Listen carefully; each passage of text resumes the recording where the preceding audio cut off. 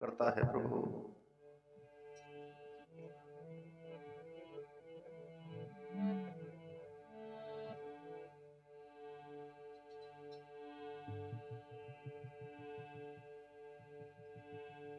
कि तेरी अखियां है जादू भरी,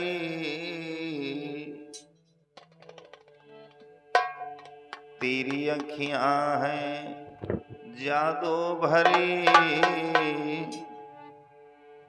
बिहारी जी मैं कब से खड़ी, अखियां हैं जादू भरी,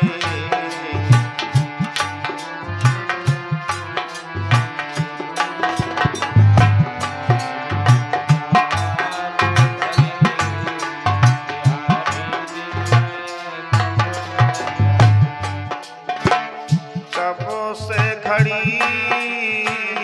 कब से खड़ी,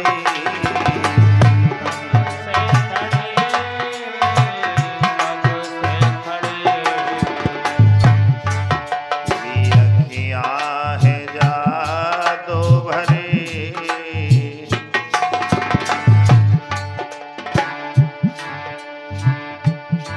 तेरी अखियां है जादू भरी, नारी जी मैं कब से खड़ी, किया है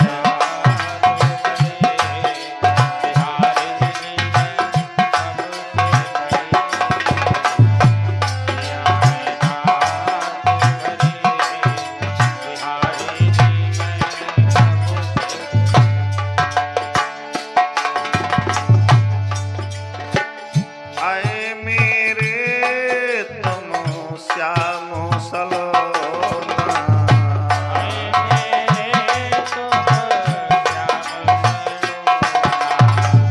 आए मेरे प्रभु श्याम सलोना,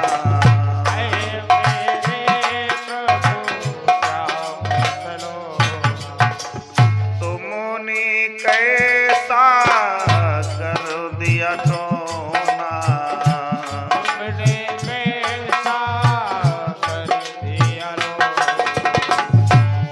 मेरे नैनों की नींद गई,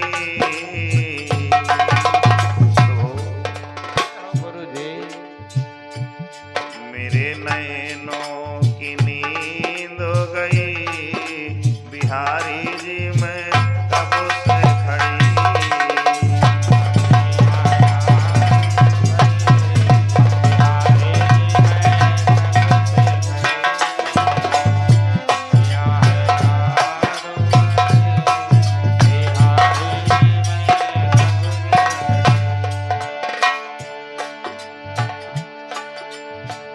कब से खड़ी, कब से खड़ी,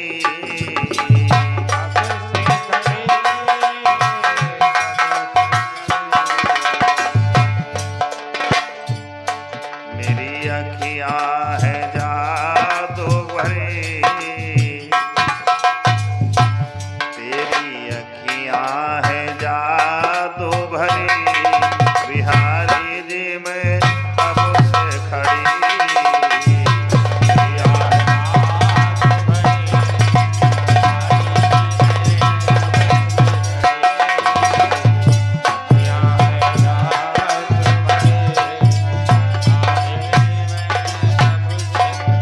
बोले गोविंद भगवान की, भागवत भगवान की, आज के आनंद की, मस्तराम बाबा की, हनुमंत लाल की। इस पावन प्रांगण में विराजमान सभी हमारे दूर दराज से आए हुए कथानुरागी श्रोता महान भाव भैया लोग, ए बतावा रहा है, आगे बैठा हुआ, इधर आओ, इधर आओ।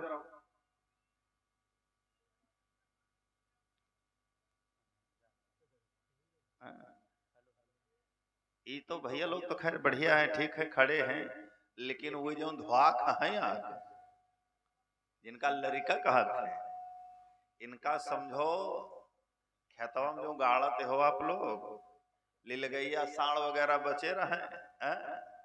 देखा एक बेहैया सीधी डंडा, और वह यूं, वह एक सलूका, और वह कोई बंदूक पकड़ा दे लकड़ी के। काहे खाते कि आए धोखा है कि रात के जानवर और या ना खाई और ना खाए, और वह इतना लड़का है कि ना सुनी है और ना सुने दे है। तो इनका जो है ऐसा धोखा कस लियो जिमका कि आराम से कसे रहे जब, है ना।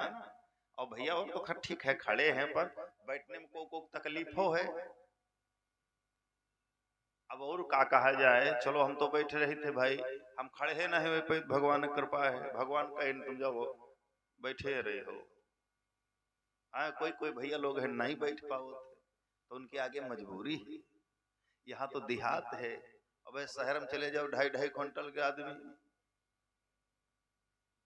हाँ तो का करें, या कुर्सी उनका बैठे खाए 3 दिन जाते हो पीछे, या के टेवकनियों लगाई जाता तब वो कथा सुन पाओ। तो भगवान अति देहु देवाल नहीं ठीक, जिसे देखा नहीं डमरू बैठ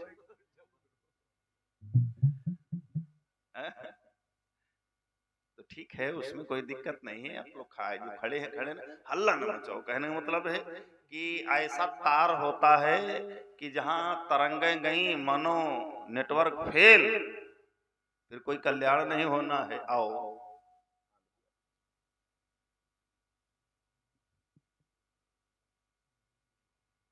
और ये परमादरणीय भैया श्री दिनेश यादव बैरागीपुर से 501 मुद्राएं भगवान के चरणों में सादर भेंट हुए हैं। भगवान जीवन मंगलमय बनाए, प्रभु सुख शांति आनंद प्रदान करे। आओ सबसे पहले एक छोटा सा आपको भजन सुनाएं और फिर भगवान की पावन कथा की तरफ हम ले चलने का प्रयास करेंगे।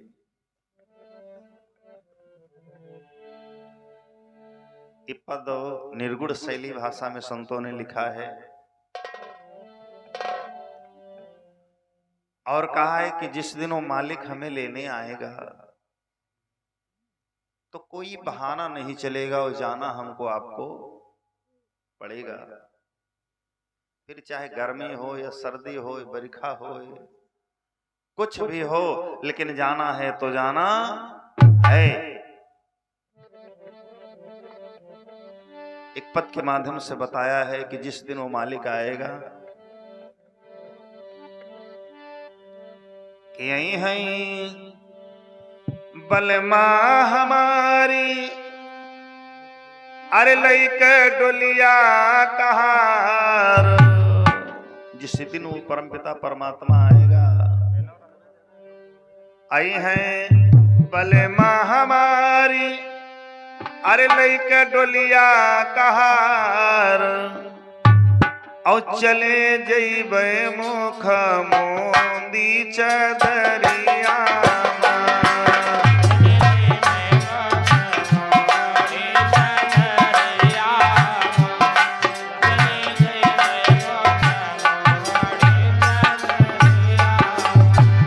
आई है बलमा हमारी लइके डोलिया कहार।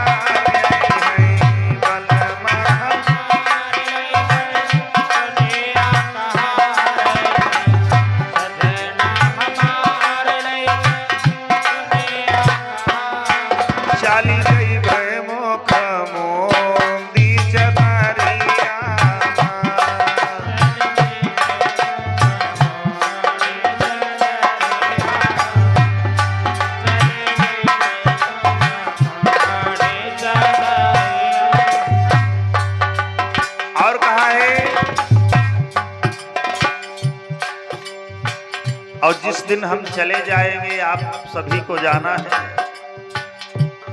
कौनो रवई भी लखाई, कौनो ठाढ़ो मोस प्याई, कौनो रवई भी लखाई, कौनो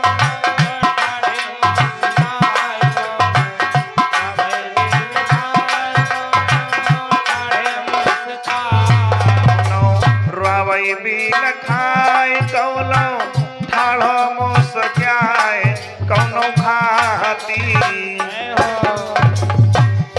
कौनो खाती पोछार कोठरिया कौनो खाती पोछार कोठरिया जाने दे मुख मोरी कोठरिया आई है बल महामारी लैके टोलिया कहार है बल महामारी लैके टोलिया कहार चाली जइबै मुख मोदी चकारिया चली जइबै मुख मोरी चदरिया चली जइबै मुख मोरी चदरिया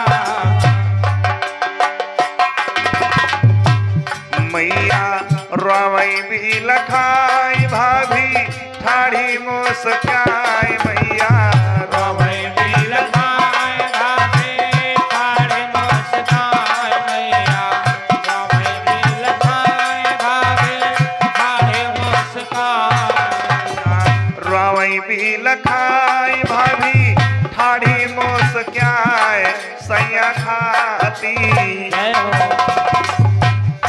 सैया खाती पछार कोठरिया सैया खाते पछार कोठरिया चले जइबै मुख आई है बल महामारी लई कई दुनिया कहार है बल महामारी लैके टोलिया कहार बल महामारी लैके टोलिया कहार चाली जइबै मुख मोदी चदरिया चली जइबै मुख मोरी चदरिया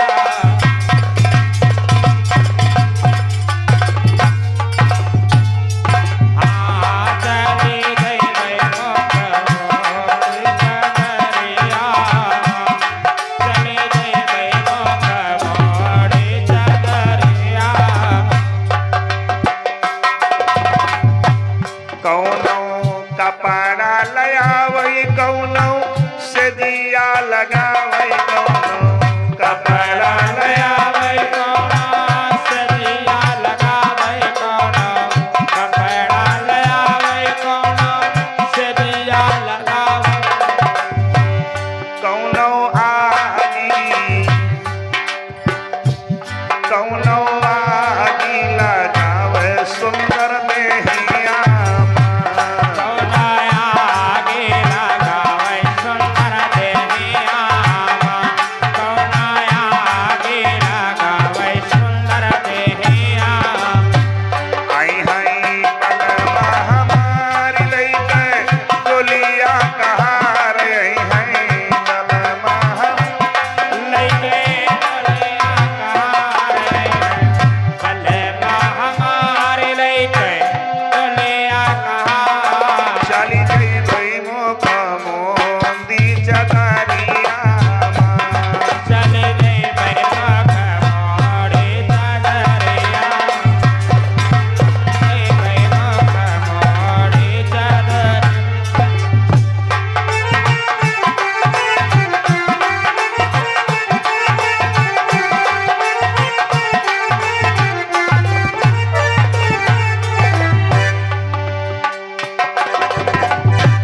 देवरा से जिया लगावै ससुरा कपड़ा लयावै देवरा से जिया ससुरा कपड़ा लगावै देवरा सधिया लगावै ससुरा कपड़ा लगावै सैया आगी राधे सैया आगी लगावै सुंदर देहिया सैया आगे लगावै सुंदर देहिया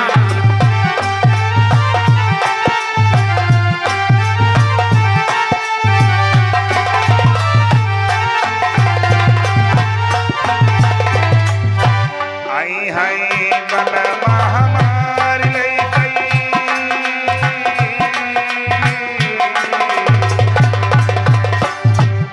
आई हाय बलमा हमारी लई गई डोलिया कहार चली गई वही मुख मोनी चादरिया चली गई मोरी चादरिया, चली गई मोरी चादरिया। कहाती कबीर सुनाओ भाई साध कहाती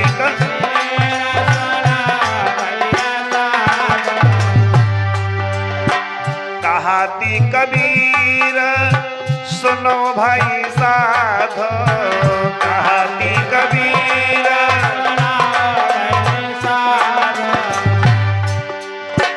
लौटी नाही आई बई यही नगरिया माँ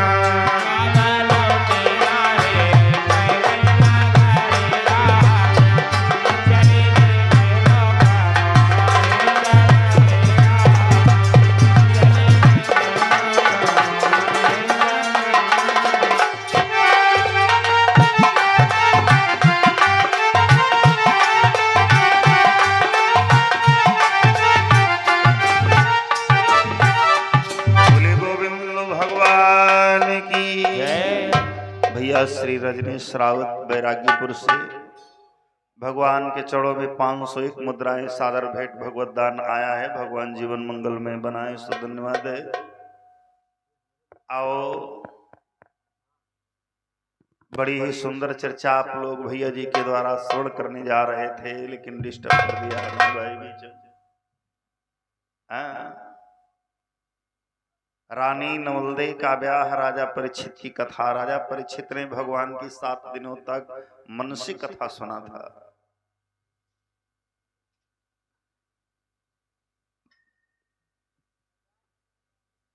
बद्रिका आश्रम में भगवान यादवेंद्र सरकार, मुरली मनोहर कन्हैया,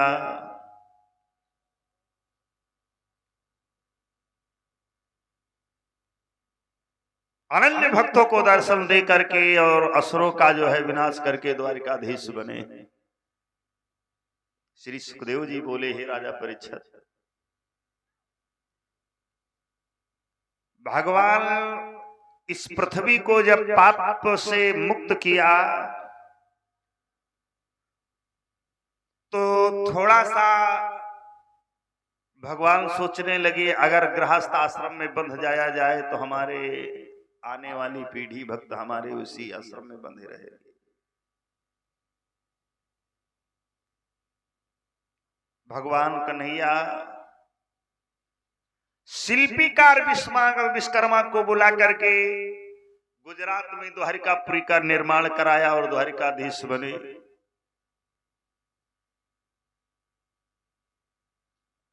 अपने भैया बलराम जी का पानगढ़ संस्कार किया, यानी शादी किया। सबसे पहले दादा को बांधा।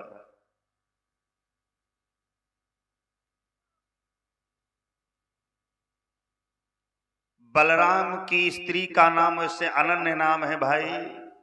विद्वानों की मति अलग अलग है। राजा रेवत की पुत्री जिसका नाम था रेवती, रेवती के साथ में बलराम जी का विवाह हुआ। और रेवती बहुत लंबी थी। रेवती बड़ी लंबी चौड़ी, बलराम छोटे करके। और रेवती से और भगवान कन्हैया का बड़ा अच्छा प्रेम बना, बहुत बढ़िया प्रेम बना। मैया यशोदा छोटी और रेवती मैया मिल गई।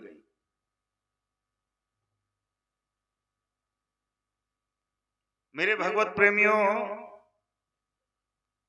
और उसके बाद में भगवान के विवाहों की गणना तो आप लोगों ने सुना होगा। भगवान कन्हैया के बहुत से विवाह हुए, रानियां तो बहुत बताई गई शास्त्रों में। आज हम आपको सबसे बड़ी यानी पटरानी का विवाह भगवान यादवेंद्र मुरली मनोहर कन्हैया मैया रुक्मिणी का जो है कैसे पानी ग्रहण संस्कार किया। रुक्मिणी सीता का अवतार है और राधा जी अन्नपूर्णा का अवतार है।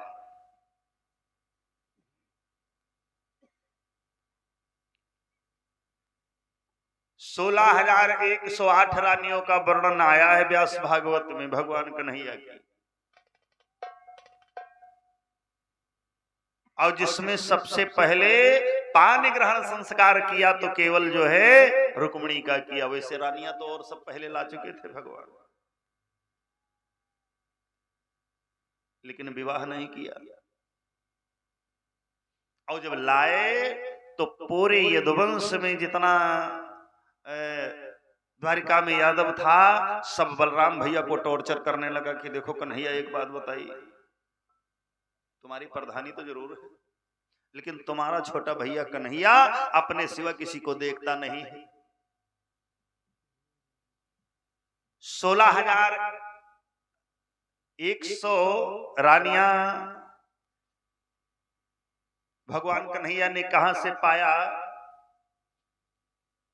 एक दैत्य था जो जितने राजाओं को जीतता था, जो कन्या उनकी थी उनका सबका हरण कर लेकर आता था और अपने यहाँ जेल में बंद करता था। 16,100 लड़कियों को बंद किया और जब उसने भगवान कन्हैया ने उस दैत्य का हनन किया तो वही लड़कियां सब लेकर के चले आए भगवान श्याम सुंदर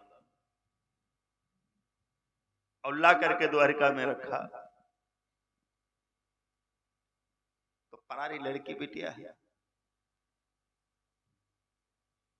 दिखने वालों की नजर तो गंदी हो ही जाएगी चाहे जितनी कोशिश करो। यादव लोग कहने लगे भाई कन्हैया तो घर में नारियों का ढेर लगा रखा है और वह दम नहीं ले, तो एक काम करो या तो कन्हैया को समझा दो। तो भगवान को बलराम ने बुलाया और टॉर्चर किया, कहने लगे सुनो कन्हैया आज के बाद तुम घर से बाहर नहीं निकलोगे, बस काम इतना है कि तुम जो जन्म से करते आए हो गैया की देखभाल करो, गैयों की गौशाले से और लौट के महलन तक तुमको जाना है, रेवती के महलों को भोजन करो और उसके बाद फिर अपने काम में लग जाओ। और कोई तुमसे बोलता हुआ मिल गया, दोस्ती करता हुआ तो उसका हुक्का पानी सब बंद। तो अगर कन्हैया कोई बोलेबो करे भैया तनी ही आओ तो कहे भैया तुम्हारे सहारे हमका अपन लड़का बेटिया नहीं बर्बाद करेगा। अब उसी पीरियड में एक भारत भूमि पर बहुत हमारा देश छोटे छोटे राज्यों में बटा हुआ था। कुंडलपुर गांव था और कुछ विद्वानों का मत मिलता, भाई हम गए नहीं, हम सुना है कि ये गांव जिला इटावा में आजो कहीं मौजूद है और उसे अब कुंडखेरवा नाम से जाना जाता है। पहले यही कुंडनपुर था और कुंडनपुर के एक राजा थे जिनका नाम था राजा भीष्मदेव। 4 बेटा थे इनके, लेकिन भगवान ने बिटिया नहीं दिया। और जिस घर में बिटिया नहीं तो घर सोना लगता है।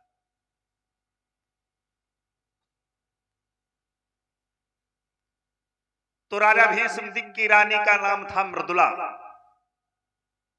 पति पत्नी जब किसी मंदिर में जाते हैं या कहीं पर जाते हैं तो भगवान से निवेदन करते भगवान अब धन दे दो लेकिन धर्म जरूर दे दो।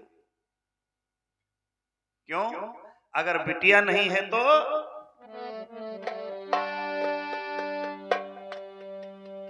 बेटी के बगैर हम धर्म क्या करेंगे। सोना चांदी धेनु धनु करें सभी दान और सबसे दानी वो बड़ा करे जो कन्या दान। कन्यादान के बराबर कोई दान नहीं है और कन्यादान में हमको आपको भाग लेना भी चाहिए। जो 21-51 हो सके तो कन्यादान में जरूर भाग लो भाई। भोजन भले न करो लेकिन भाई कन्यादान का दक्षिणा जरूर दे दो, यही मुझ है। राजा भीष्म दिख जाते हैं तो भगवान से निवेदन करते हैं कि भगवान एक बिटिया दे देना। एक दिन की बात है, रानी मृदुला अपने पिया से कहने लगी, स्वामी आज मैंने एक सपन देखा है। क्या सपना देखा है?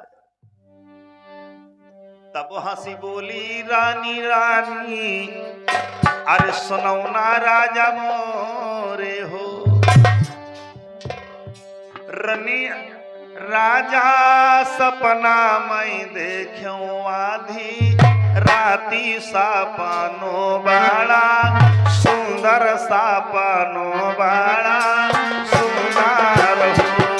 राजा सपना मैं देखूं आधी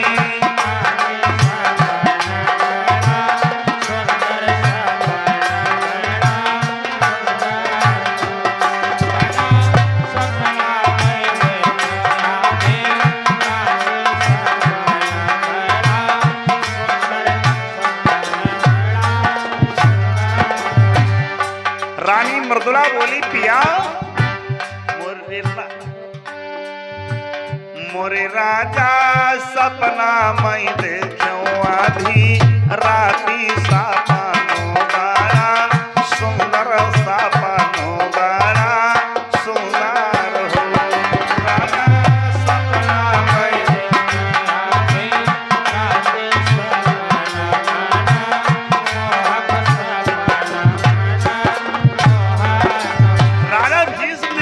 प्यारी, अरे कैसा सपना तुमने देखा है? तो देवी बोली, पिया मैं गर्भावस्था में हूं और सपना इतना बढ़िया देखा। क्या?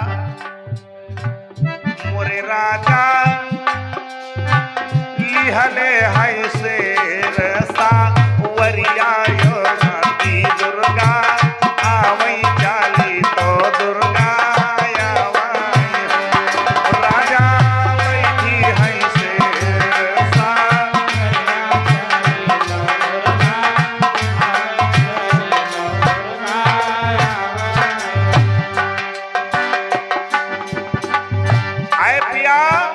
सपना देखा है, माँ भवानी दुर्गा हमारे आंगन में आ रही। मोरे राजा माथे पासो है हाथावा तिर सुलवायो हाथावा का करवा हो। रामा माथे पासो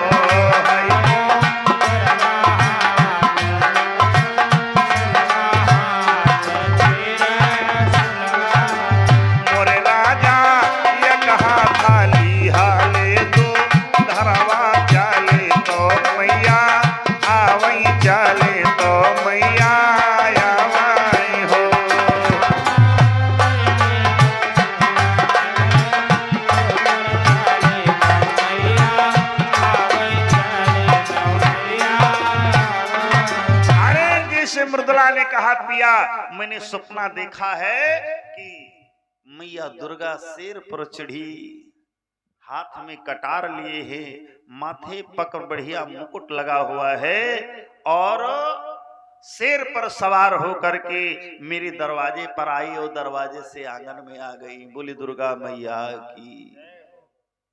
जी के घर में दुर्गा मैया का ऐसा प्राकृत भाव हो जाए।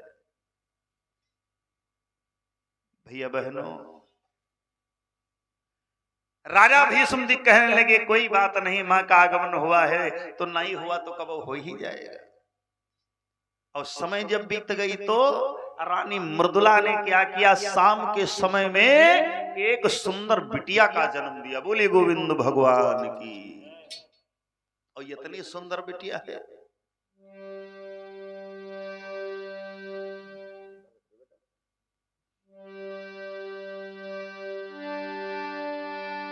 कि सुंदर और स्वरूप रूप को बरली सकता की उपमा, और दिन रात लली बढ़ने लागी जस बढ़े बीज को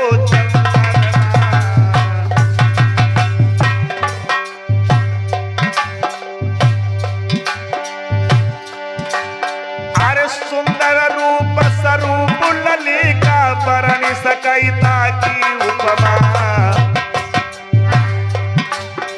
दिन रात लली बढ़ने लागी, दस बढ़ती रात को चंद्रमा।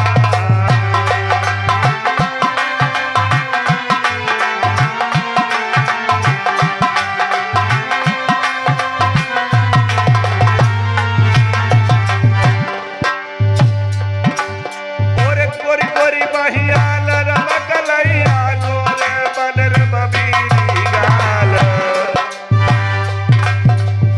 पैया पैया चले आंगन मामा, नौरती गति रह सरनाई।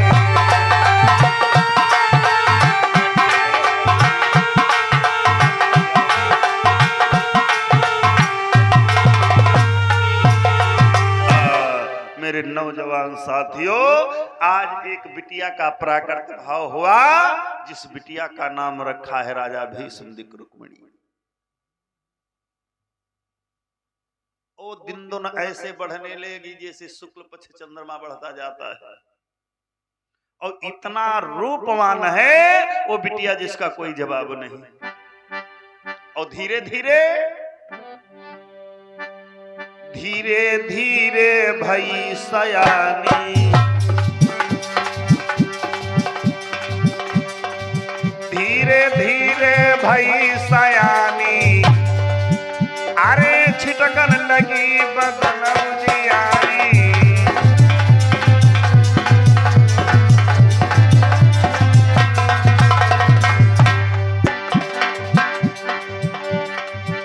अरे अब तो कुंवर बरस बारा की, मर्द ध्यान बिसरी नाई जाए। और सखी सहेली है संग में लेके, बिटिया ख्याल ही खेलया गाए।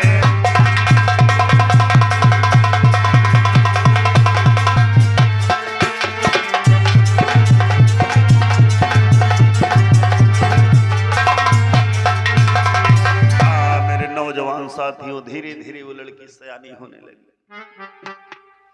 और जब सयानी हो गई, 12 साल की लड़की हो गई, तो एक सखियों की टोली बनाया है। छोटी छोटी बिटिया लोग, बहनी बैठी है, और इनकी हमजोली में सखी सहेली बहुत होती। और दुर्भाग्य इनका इतना है कि इनकी दोस्ती हमेशा के लिए नहीं बनती, बस थोड़े दिन के लिए, 2 4 10 साल। और एक के बाद में जहां भंवरी हो गई, एक जनी कानपुर में है, एक जनी लखनऊ में, एक जनी बाराबंकी, एक जनी सीतापुर में। और कहो भैया दो जी को होए मुलाकात, होए न कोई जरूरी नहीं है। तो ये दुर्भाग्य है इनका। लड़की जब रुक्मिणी सयानी हो गई, सखियों की टोली बनाया, नाना प्रकार के आंख मिचैनी के खेल करती है। और उसके बाद में जब खेल करके घर को आती है, मैया बबुला बहुत लाडली है, बिटिया लाडो है पूरी। और 4 भाइयों के बीच में अकेली बहन दुलारी तो ऐसो।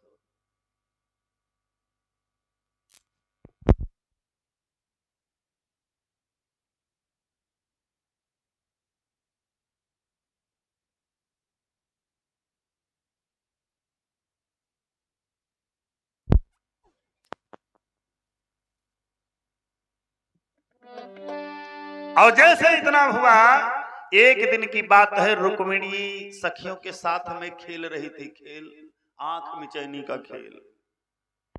एक लड़की की आंखें बंद कर दी गई और सारी लड़कियां सब इधर उधर छिप जाती हैं, जिसमें कुछ विवाहिता है, कुछ अनब्याही है। और जहां पर रुक्मिणी छिपती है तो अंधेले में भी उजेला हो जाता है। तो लड़कियां कहने लगी, बहना एक काम करो, और तुम बहनी जहां पर छिप जाती हो तो हम चोर से बता देती हो, क्योंकि अंधेरिया में अगर हम छिप गए और तुम वहां आ जाते हो तो मालूम देते कि टार्च लगी रही। और इसलिए आज काम करो, तुम हमारे लगे नहीं छिपो। रुक्मिणी कहने लगी, जो हमें खेलाइयो नहीं तो खेलो ही नहीं। अब 2-4 लड़कियां इधर खड़ी, 2 लड़कियां इधर खड़ी, सब खड़ी हो गई, आपस में बतियाने लगी। एक कहने लगी अरे राजा की बिटिया है भाई, कौन कहे। और 2 लड़कियां 3 लड़कियां अलग अलग इधर खड़ी है। जो विवाहिता थी वो अलग हो गई, अनब्याही अलग हो गई। जो विवाहिता थी तो आपस में बातें करने लगी, दीदी तुम कब आई हो? अरे गुइया मैं तो कल आई थी। कौन लेने गया था? मेरे पिताजी लेने के लिए गए, और मेरे पिया तो इनकार कर रहे थे कि भाई ना ही जाना है, लेकिन हमारा ससुरा बड़ा नीक है, भेज दिया कि बिटिया जाओ और 2-4 दिन रह लेना, उसके बाद चली आना। दूसरी बोली हमारा भैया लेने के लिए गया, मेरे ससुर जी इनकार कर रहे थे और मेरे भैया ने भेज दिया, मेरे सैया ने भेज दिया। तीसरी बोली हमारे जब भैया लेने के लिए गए तो सास ससुर का मन था कि बहुरिया चली जाए 2-4 दिन का, और पियो को मन था क्योंकि हमने एक दिन पहले पूछा था स्वामी का मैं के चली जाए, तो कान लाग चली जाए, लेकिन तुम जानते हो तुम्हारे बिगड़ नींद नहीं आवत, रुके इतना ही हम कहूँ, तुमका छोड़ इतना ही है, और तुम चली जरूर आयो, का चली आएंगी, लेकिन नकटी सास नहीं आने देती। और सासु दादा बड़ी खराब हो, और सास वह ठीक होते हैं जो सासु बहू के ऊपर शासन करे का नाम है सास। जब साक न ले दे वाह है सास। और जौनी पहले ही दब जाती हैं तो उनकी बहुरिया खड़ंजब ठाड़ हो के गरियौती है। हाय सीख कस एकदम दुबरी पतरी द्याखती माँ दुबरी पतरी लट खोली लड़ाई सगरी नगरी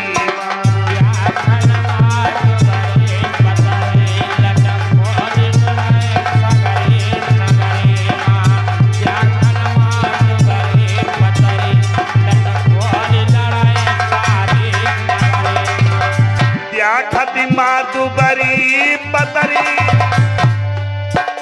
लटक खोली लड़ई सगरी नगरी माँ।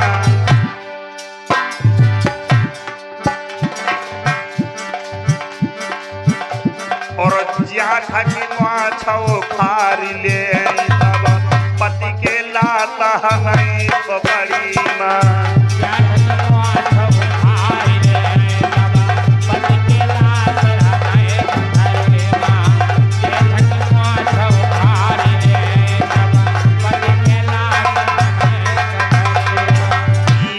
ई बहुरिया ना आए समझ लो सुपनिया खा। आप लोग नहीं कहे दीदी आप लोग अच्छी हो। मेरे भाई लड़कियां आपस में बातें कर रही, रुक्मिणी कहने लगी लड़कियों तुम लोग यहाँ खेल करने आई हुई अपनी ससुराल की बातें। तो विवाहिता मां की एक लड़की बोल पड़ी, कहने लगी अरे तुम का जानो ससुराल के हाल जब तुम्हारा बिहाव नहीं भवा। दूसरी वाली कहने लगे कौन कहता है कि विवाह न कर ले, 17-18 साल की हो रही है। और कोई होता तो कि बाप भैया सब कहते कि विवाह नहीं करता है। तीसरी लड़की ने जले पर नमक डाल दिया, कहने लगी और नकटी कि तेरो बबुला का भिखारी है गुइया स्वारी है।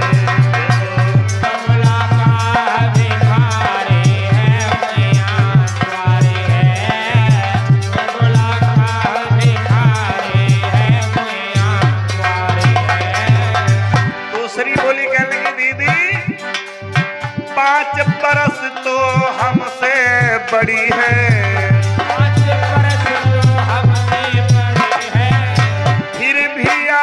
लड़बे को अड़ी है। अरे तेरी देखत मां उमरिया बारी है गुइया स्वारी हो। तेरी देखत मां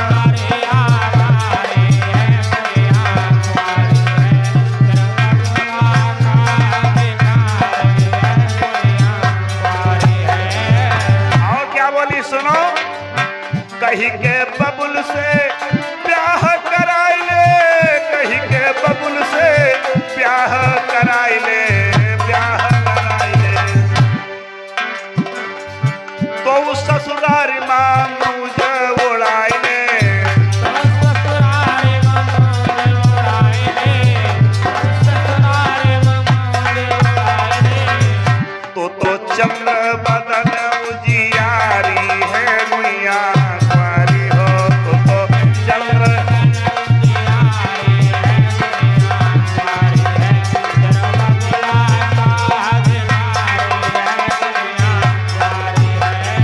एक लड़की बोल पड़ी, अरे तू ब्याह कर लेना। रुक्मिणी कहने लगी, बातें मत मारना, और ऐसा पति ढूंढूंगी कि हमारे पति के आगे तुम लोगों के पति चरणों की धूल होंगे। एक लड़की कहने लगी, जाओ जाओ जाओ ना, हंसी दूर ना पड़ोसी की नाक, गंगा पार का गूदर जब ढूंढ लेना तब बताना, ज्यादा अहंकार करने वाले नीचे गिर जाते हैं। और रुक्मिणी चली आई, खेल खत्म हो गया। और जैसे आई तो मैया मृदुला बोल पड़ी, अरे रुक्मिणी कहाँ गई थी? रुक्मिणी कहने लगी, मैया बहनों के साथ में खेल कर रही थी। ये तेरी खेलने वाली उम्र है? अरे तू घर में कुछ रोटी दाना बनावे सिखाओ, कि अब ख्याले वाली उम्र। और बाली बाजी बिटिया आज बाजे घर में है, 16-17 साल के हो गए, रोटी नहीं से की पौती। और दाल अगर बनावे भात बनावे कह दिन जाए तो कहो दाल अलग जाए, पानी अलग जाए, भात अलग जाए, चौर अलग जाए। और इतना बढ़िया शरीर में तनको फुर्तीले है ही ना। और आप लोगन से निवेदन है, खूब पढ़ो लिखो बिटिया, लेकिन जो है रोटी दानम कच्ची ना रहो। किसी संत ने एक वाणी लिखा था कि नैहर में गुनवा सीख लो बिटिया, पिया की रही हो प्यारी। और दुनिया में कदर है अगर तो खाई गुण की है, कदर है भैया दुनिया में सब गुण की। और गुण वाली जो होई बहुरिया घर में सबके मन की। और अनगुनियन के हाल सुनो, न वही घर की है न बाहर की है।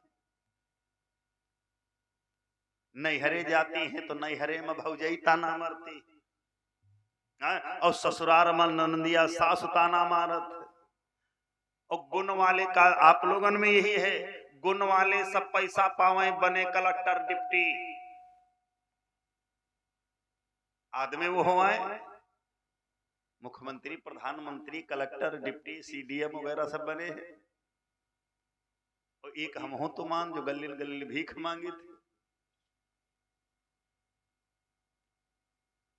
तो गुना ही तो है।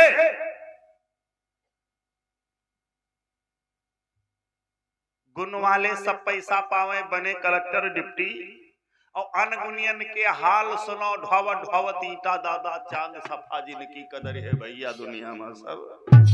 बोले गोविंद भगवान की। तो गुण जरूर कोई हो चाहिए। रानी ने कहा, अरे पागल, तो अब तेरी खेलने वाली उम्र नहीं, आने दो तेरे बाप को। और शाम को जब राजा भीष्म दिखाए तो रानी दोनों पैर पकड़ करके बोल पड़ी, कहने लगी, पिया एक बात कहूं? हाँ हाँ बताओ। अरे तुम्हें दिखाई नहीं देता है बिटिया तुम्हारी रुक्मिणी जो है ब्याह के योग्य हो गई है, और सयान बिटिया घर में रह करके माँ बाप को उसे देखना पाप लगता है। तुमने अभी विवाह क्या कहीं पर चर्चा नहीं किया? राजा भीष्म देख कहने लगे, बात तो खैर तुमने सही कहा देवी। और जिस घर में लड़का बच्चा हो जाए, महतारी बाप का एकदम कंट्रोल, लड़का घर में सयाना हो जाए, पिता को एकदम कंट्रोल हो जाए, कितना भी कार्य कैसा भी कार्य करता हो और उसे कंट्रोल हो जाना नहीं, उसका असर तुम्हारे बच्चे पर जरूर पड़ेगा। बाजे बाजे देखा है,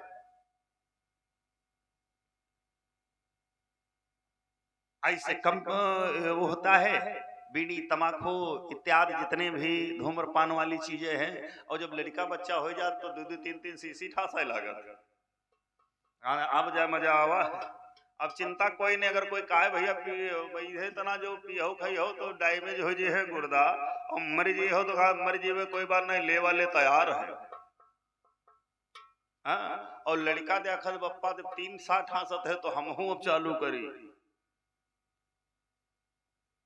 हाँ?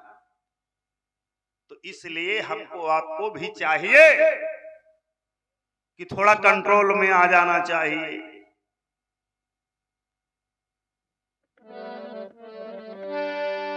क्या किया राजा भीष्म जब सुबह गए कचहरी में बैठे अपने और दरबार लगाया तो देखा एक मंत्री बोल पड़ा महाराजा आप उदास कैसे हो? तो कहा भैया उदास का कारण एक है। वो कौन? रुक्मिणी ब्याह के योग भई जिस कारण बढ़ता जाता है और बिटिया के वह का चारू चंद अब सिर पर चढ़ता जाता है।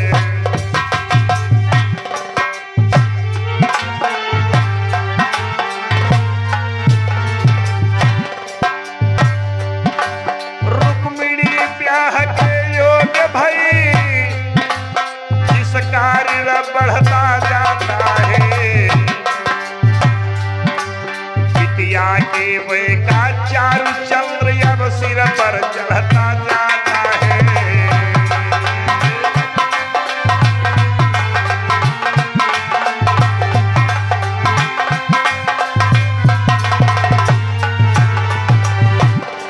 अब किसी राजकुल की तलाश मेरे भैया जतन के साथ करो। भीष्म बोले अब किसी राजकुल की तलाश बंधुओं जतन के साथ करो। भैया अब जतनी जल्दी हो बिटिया के पीले हाथ करो।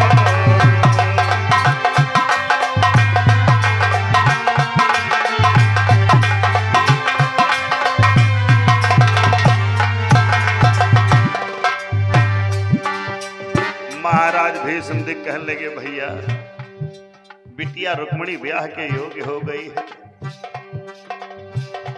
मेरी बिटिया सयानी हुई रही है धीरे धीरे बातों कर जासी सबर चढ़ी रहे धीरे धीरे बातों बिटिया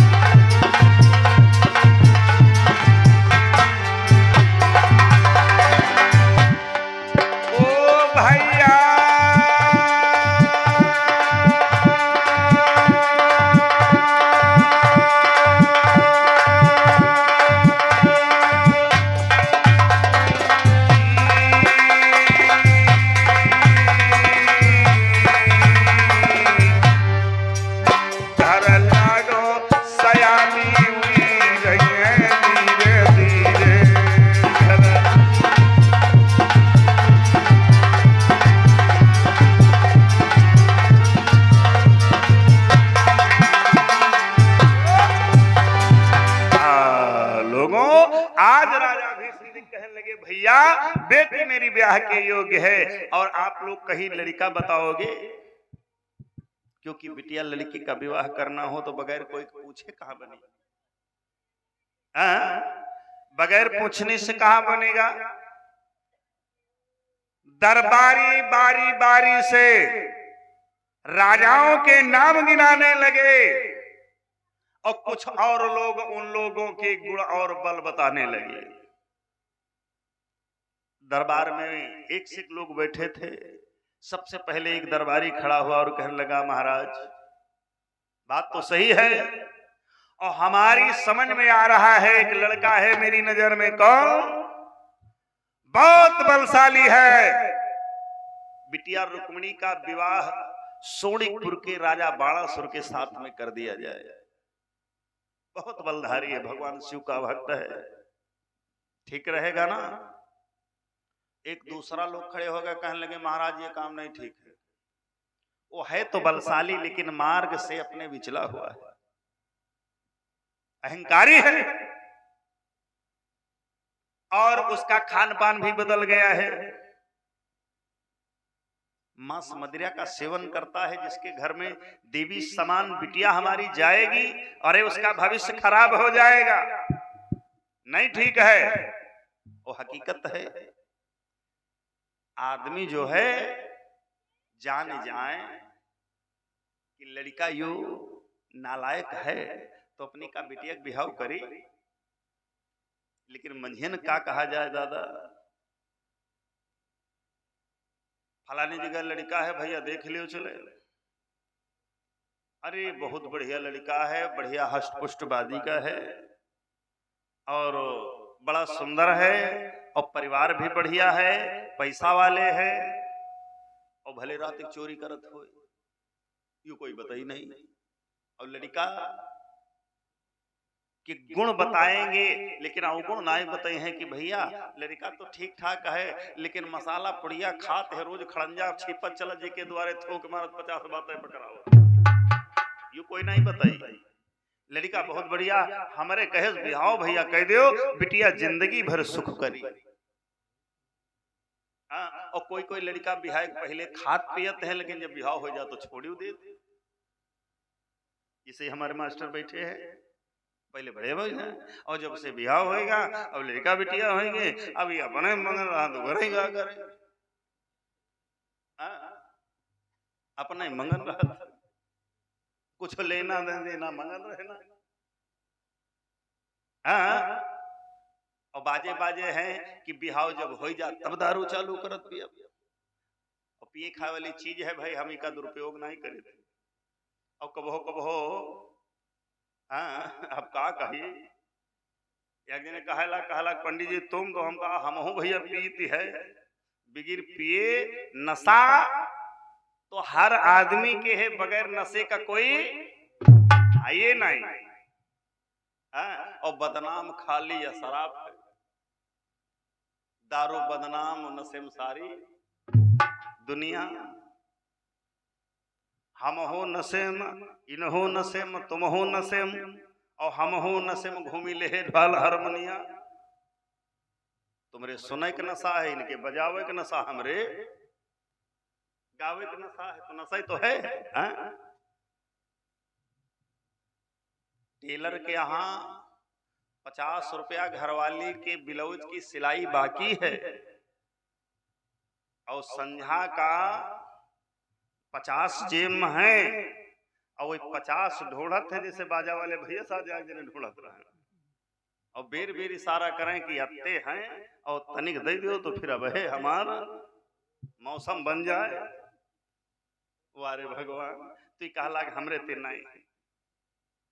और पीपा जब घर का पहुंचे तो जब घरवाली समझावत है और समझाए रोए रोए बाजी बहिनी रुआवे लगती है, कहे टिंकू पापा तुमका का सोझा है?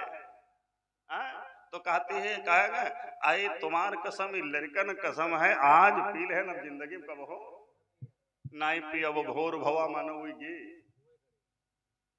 अब खोपड़ी पकड़े है ना। कबो कबो कहते हैं, किसी विद्वान ने लिखा है, एक बहन बिचारी रोने लगी और कहने लगी क्या कि दुई दुई बिटिया ब्याहन वाले हमरे चढ़ा बुखार, और तो खाले ऊंचे गिरे पांव तब हंसाई लोग संसार, शराबी बलमा माना ही न कहना हमार। और फट ही जांघिया बिटिया पहने लड़का घूमे उघार।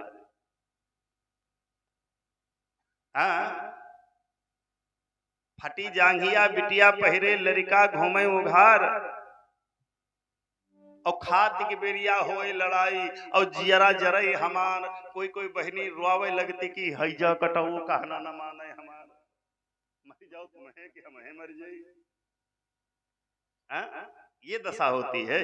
नहीं नहीं कर दिया नहीं करेंगे। और कोई एक बोल पड़ा महाराज हम बता रहे हैं, बहुत बढ़िया राजा है। कौन? महाराज धृष्टराज के 100 पुत्र है, सबसे बड़ा दुर्योधन है। दुर्योधन के साथ में अपनी बिटिया रुक्मिणी का विवाह कर दिया जाए, ठीक रहेगा।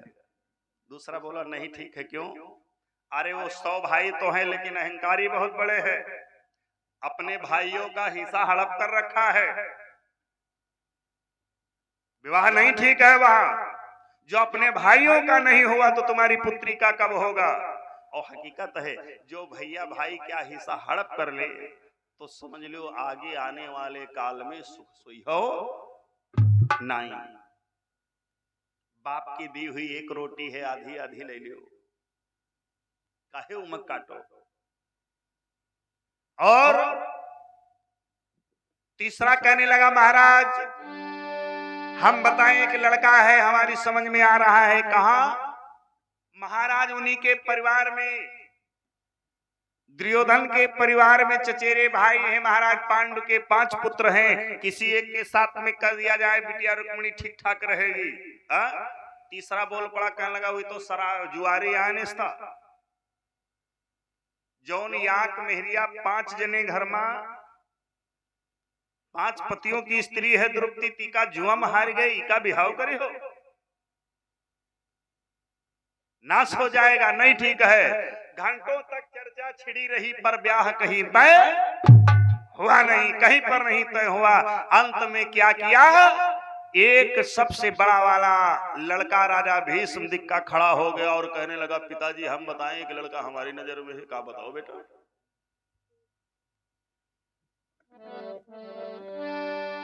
रुकुम्भ तब कहने लगा सुन लो मेरा हाल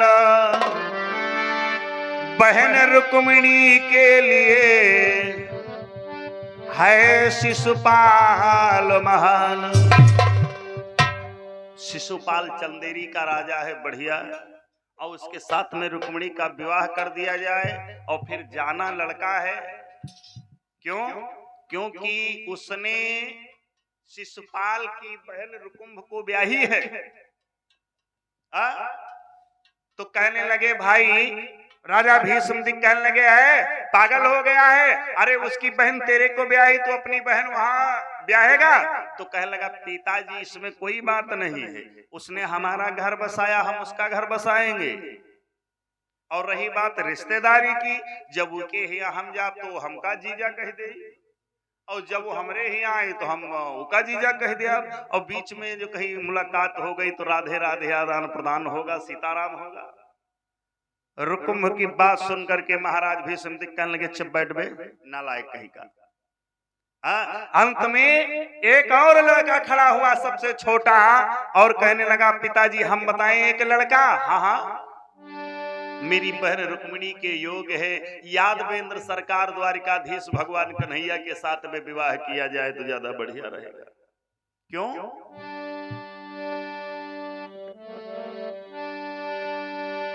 कि देवाधिदेव श्री कृष्ण चंद्र जो गोकुल में अवतारे हैं और जिन बालेपन में ये बबुलायन गिनती न राक्षस मारे हैं।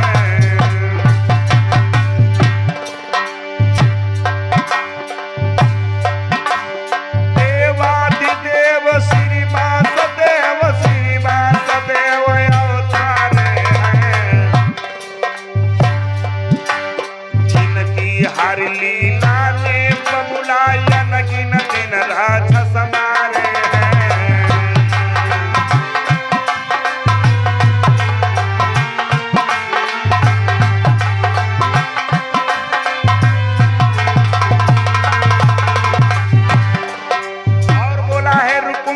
छोटा भैया पिताजी बल भी अच्छा कुल भी अच्छा जग में प्रभुताई अच्छी है। हम तारे से ये कहते हैं हर तरह सगाई अच्छी है।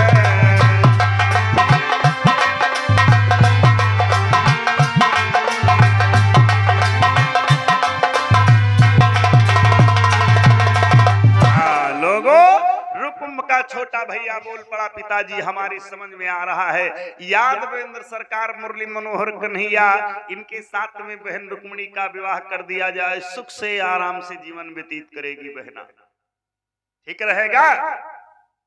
अरे राजा भीष्म कहने लगे वाह बेटा वाह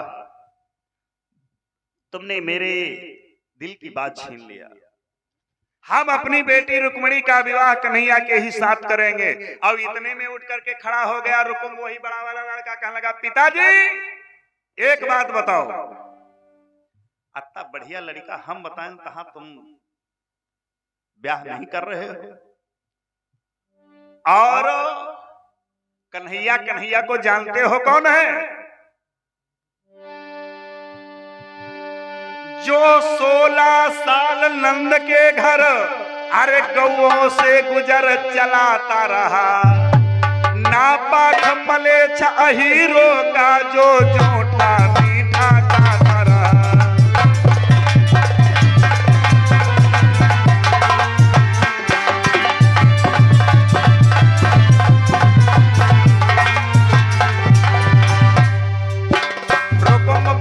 पिताजी एक बात बताएं, नापाक मलेच्छ अहीर 16 साल तक नंद का लाला रहा, वासुदेव का अवतार हो गया।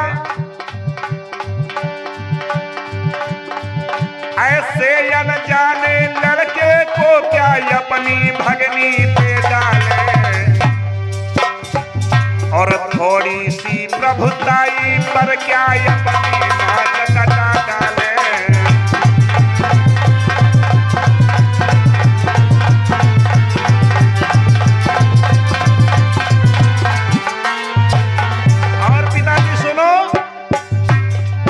पहले था नाम नंदनंदन, अब वासुदेव अवतारे, जिसका भी ठीक प्रमाण नहीं कब जाए किसने जाए है।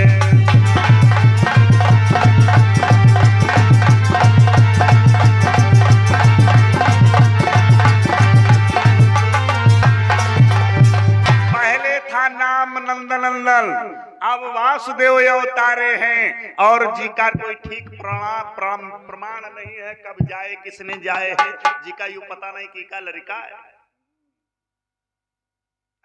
16 साल नंद के घर में गौओं से गुजर चलाता रहा, नापाक मलेच्छ मैलुआ हिरन घर में दादा जिनके कपड़ा निचो दी जाए तो बोरियन जो है बल्टी लीटर मिली निकरी रस। और हकीकत है अब तो सब सुधर ही गए।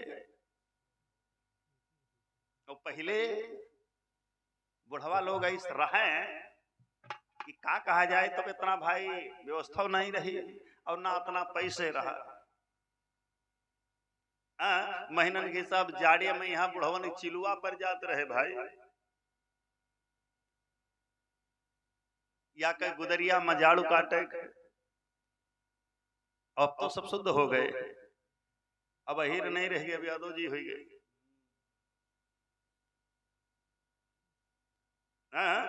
नहीं विवाह करेंगे। एकदम से कहा चुप, बैठ जा नीचे। बैठ तो गया लेकिन कहने लगा बैठ रहा हूं, सुनो पिताजी एक अनाउंस मैं कर रहा हूं इस मंच के माध्यम से, कहने लगा और बड़े गुस्से में। क्या? मेरे आगे जो छल बल की तो बौछारें फल पाएगी। और अगर कन्हैया के साथ में रुक्मणी का विवाह हुआ तो यदि ये शादी पक्की होगी तो तलवारें चल जाएगी।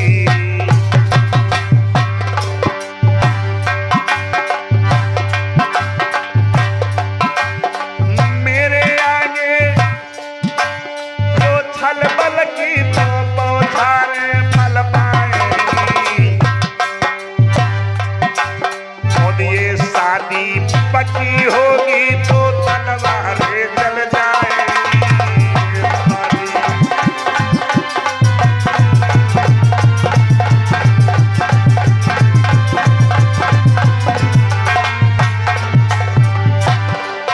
और क्या बोला है? और यादे मंडप भावर पर है, यादे बही खून की आधार। यदि ब्याहन को कुंवर कन्हैया बजी है घूम घूम तलवार।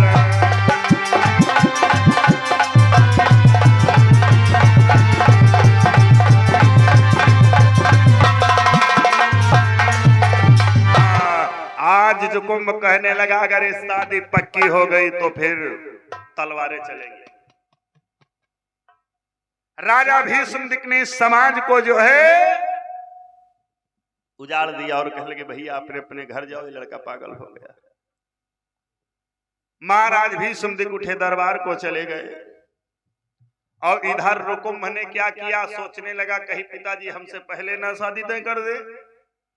फौरन उठाया कापी कलम और एक चिट्ठी लिखने लगा शिशुपाल को चंदेरी की। और लिखा क्या, अरे सिद्धि श्री गणराज लिखो,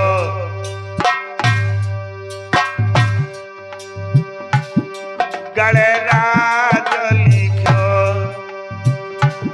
हमने ले ली अब शरण तुम्हारी।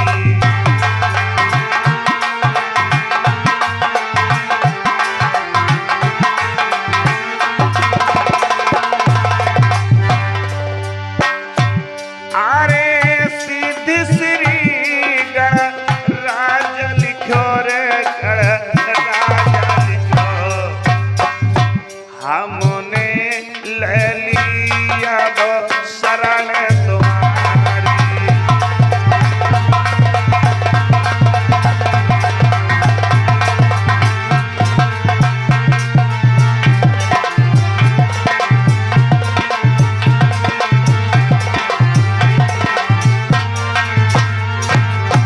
और लिख रहा है, अरे जल्दी दुल्हा साले बनी आइयो भैया बनी आइयो,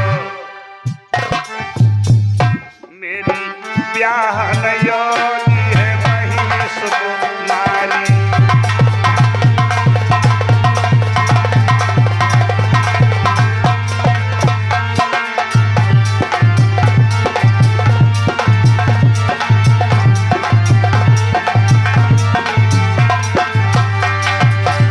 और सुनो साले साहब,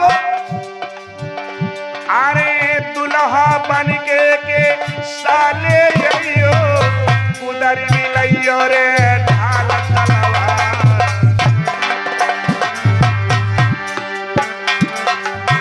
आधे मंडप भावर पड़ी है, ब्याह नहीं है यही बरवार।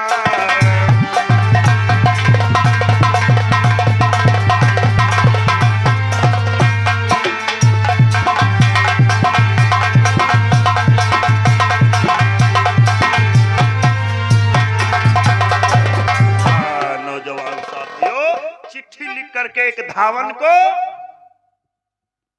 एक नाई और ब्राह्मण को भेज दिया गया। पहले के ब्राह्मण ईमानदार थे, अब तो बेईमानी आएंगे। कोई हो तो बुरा मत मानो दादा, साफ कहते हैं। पहले थे वो पुरोहित, पहले थे पुरोहित, अब हो गए वो पुरोहित। ऊपर ऊपर से हित है, नीचे कतरनी चल रही। जा करके जैसे चिट्ठी दिया, और चिट्ठी दिया तो शिशुपाल ने जब पढ़ा तो मंत्री पूछने लगा, कहने लगा भैया राजा साहब ये कहां से चिट्ठी आई है? कि हमारे बहनोई साहब कुंडनपुर से भेजे हैं। क्या बात है? बात यह है उनकी ब्याह के योग्य बहन हो गई है रुक्मिणी, और मेरे लिए उन्होंने रिश्ता बना रखा है। अब हम जा रहे हैं, दूल्हा बन करके जाएंगे। तो मंत्री कहने लगा महाराज दिमाग तो नहीं खराब, तुम्हारी बहनी के रे नंद आए और तुम उसको अपने घर में दुल्हन बना करके लाओगे? हाँ, एकदम से एक नहीं माना, कहा चुप बैठो। और अंदर गया और जैसे घर के भीतर गया तो जा करके शिशुपाल अपनी भाभी से हाल बताया, कहा भाभी जल्दी दुल्हा बना दियो। क्यों? हमें जाना है कुंडनपुर और रुक्मिणी को ब्याह करके लाना है, और तुम्हारी रोटी छूट जाए। तो भौजाई कहला का पागल वागल हो गए का? वह देवी नहीं महादेवी है तुम्हारे लिए। कहने लगा देखो हमका ज्यादा अक्ल न बताओ, और अगर अक्ल बताओ तो फिर भैया से शिकायत करी, तुम्हारा दिमाग ठंडा हो जाए। हाँ, और भाभी जो है दूल्हा बनाने के लिए चली, और जब बनाने के लिए चली तो अशगुन होने लगे, और जब अशगुन होने लगे तो जो है शिशुपाल की भौजाई ने निवेदन किया कि देवर जी कहो ऐसे लड़की कोई ले आयो, कोर्ट मैरिज करा ले हो, लेकिन ये लड़की को बिहाव करे न जाए, हमका आगे बड़ा अशगुन दिखाई पड़ रहा है। क्यों? क्योंकि आगे होनी कुछ और बता रही है और अशगुन, लेकिन एक नहीं माना, दूल्हा बन रहा है।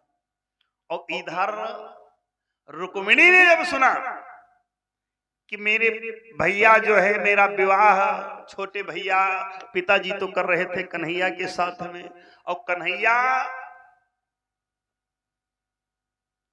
को रुक्मिणी हृदय में बसाए है, क्योंकि सीता का अवतार है ना, आदिशक्ति का अवतार है।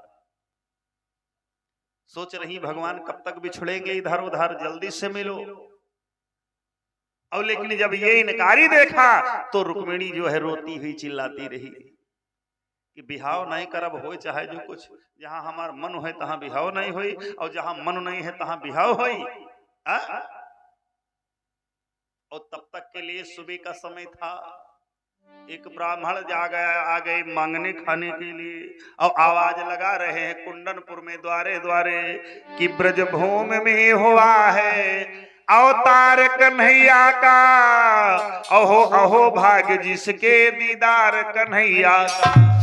ब्रजभूमि में भगवान कन्हैया का अवतार हो चुका है। रुक्मिणी ने बुलाया, बाबा ही आओ। क्या बात है बिटिया, कन्हैया को जानते हो? बाबा जी बोले कन्हैया को कौन नहीं जाने, वो न जाने जी की जिंदगी के सारे दिन फूट गए हुए, जो भगवान न चिन्ह पावे। और जो भगवान को नहीं मानता है तो समझ लो कि दुनिया बनाने वाले को जब ना माने, भाई किसी भाव से मानो, कोई ऐसी दबे दैविक शक्ति है, कोई कन्हैया जरूरी नहीं है कन्हैया को मानो। भाई चार धार, हिंदू मुस्लिम सिख ईसाई, हिंदू भगवान मानते हैं, मुस्लिम अल्लाह मानते हैं,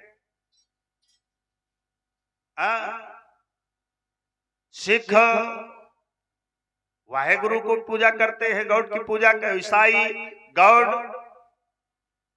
अपने अपने भाव से सब मानते कि नहीं मानते दादा? और एक सौ की सीधी एक बात, किसी विद्वान ने एक लाइन लिखा है कि सबका मालिक एक है।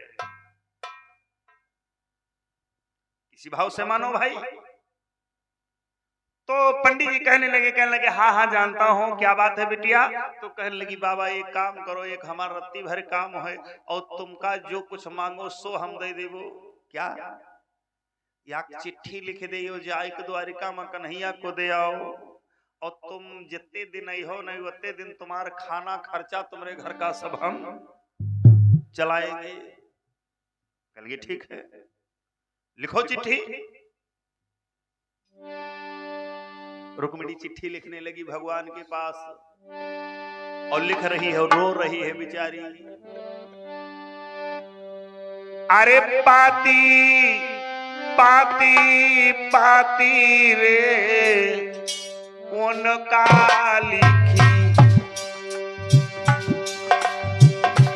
कान्हा का लिखी भेजो पाती रे।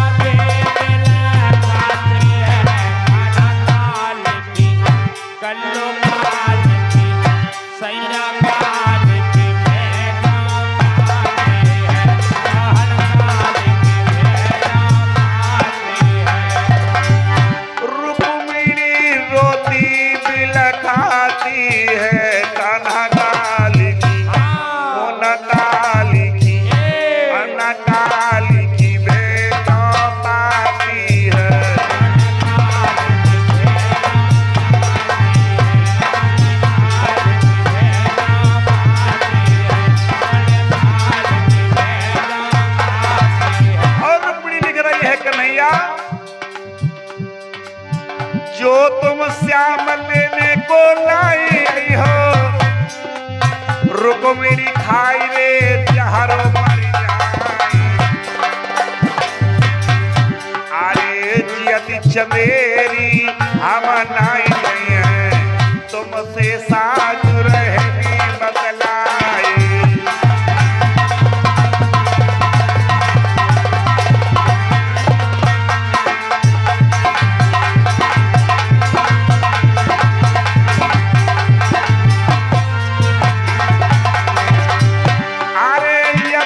कहीं के याद रे रुक्मिणी, नहीं नया सुहाई नहीं है। जल्दी अइयो कुंवर कन्हैया, तेरी रुक्मिणी रही घोराए।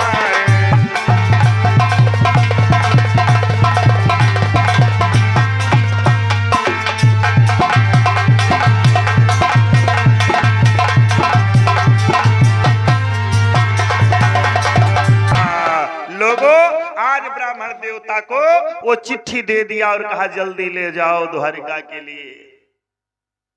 द्वारिका के लिए आज ब्राह्मण देवता चल पड़े। कुंडनपुर से गुजरात कितनी दूर है, भटकते जा रहे, दिन भर चला। शाम को ब्राह्मण जो है एक गांव के किनारे कुटिया हाथी जैसे हमारे महाराज जी की बनी, और वो एक कुटिया पे विराजमान हो गए कि सुबह देखा जाएगा। भगवान कन्हैया ने देखा, रात में क्या किया कि महात्मा को सोते ही उठवा करके और सुबह कुंडनपुर के पास द्वारिका के पास में रख दिया और सोते रहे, जान नहीं पाए। और जब सुबह हुआ पंडित जी जागे, और जागे जैसे जाग करके आगे को चले तो एक ग्वाला आ रहा है, भैया ए भैया हे लल्ला यहाँ हो। हाँ क्या बात है बाबा? कौन सा नगर है?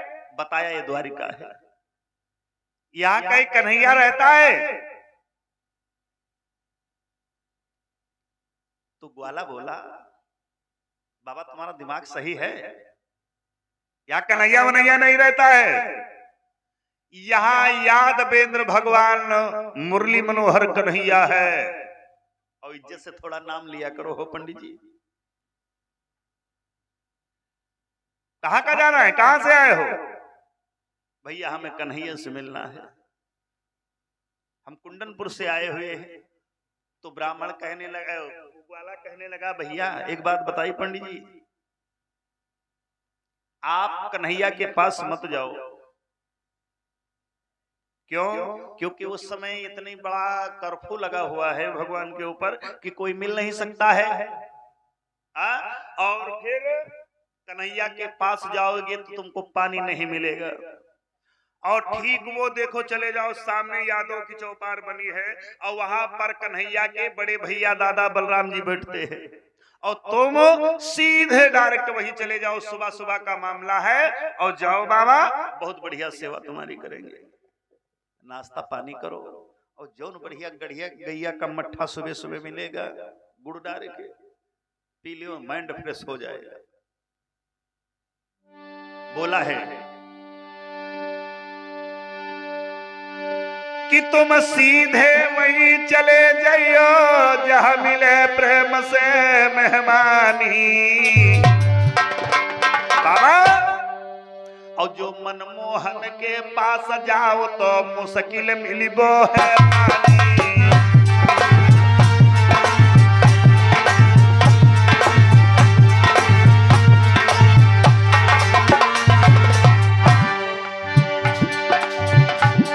पुरवासी बोले, बाबा से हम तेरे लिए बताते हैं, कान्हा के भैया बलराम जो नामी से कहते हैं।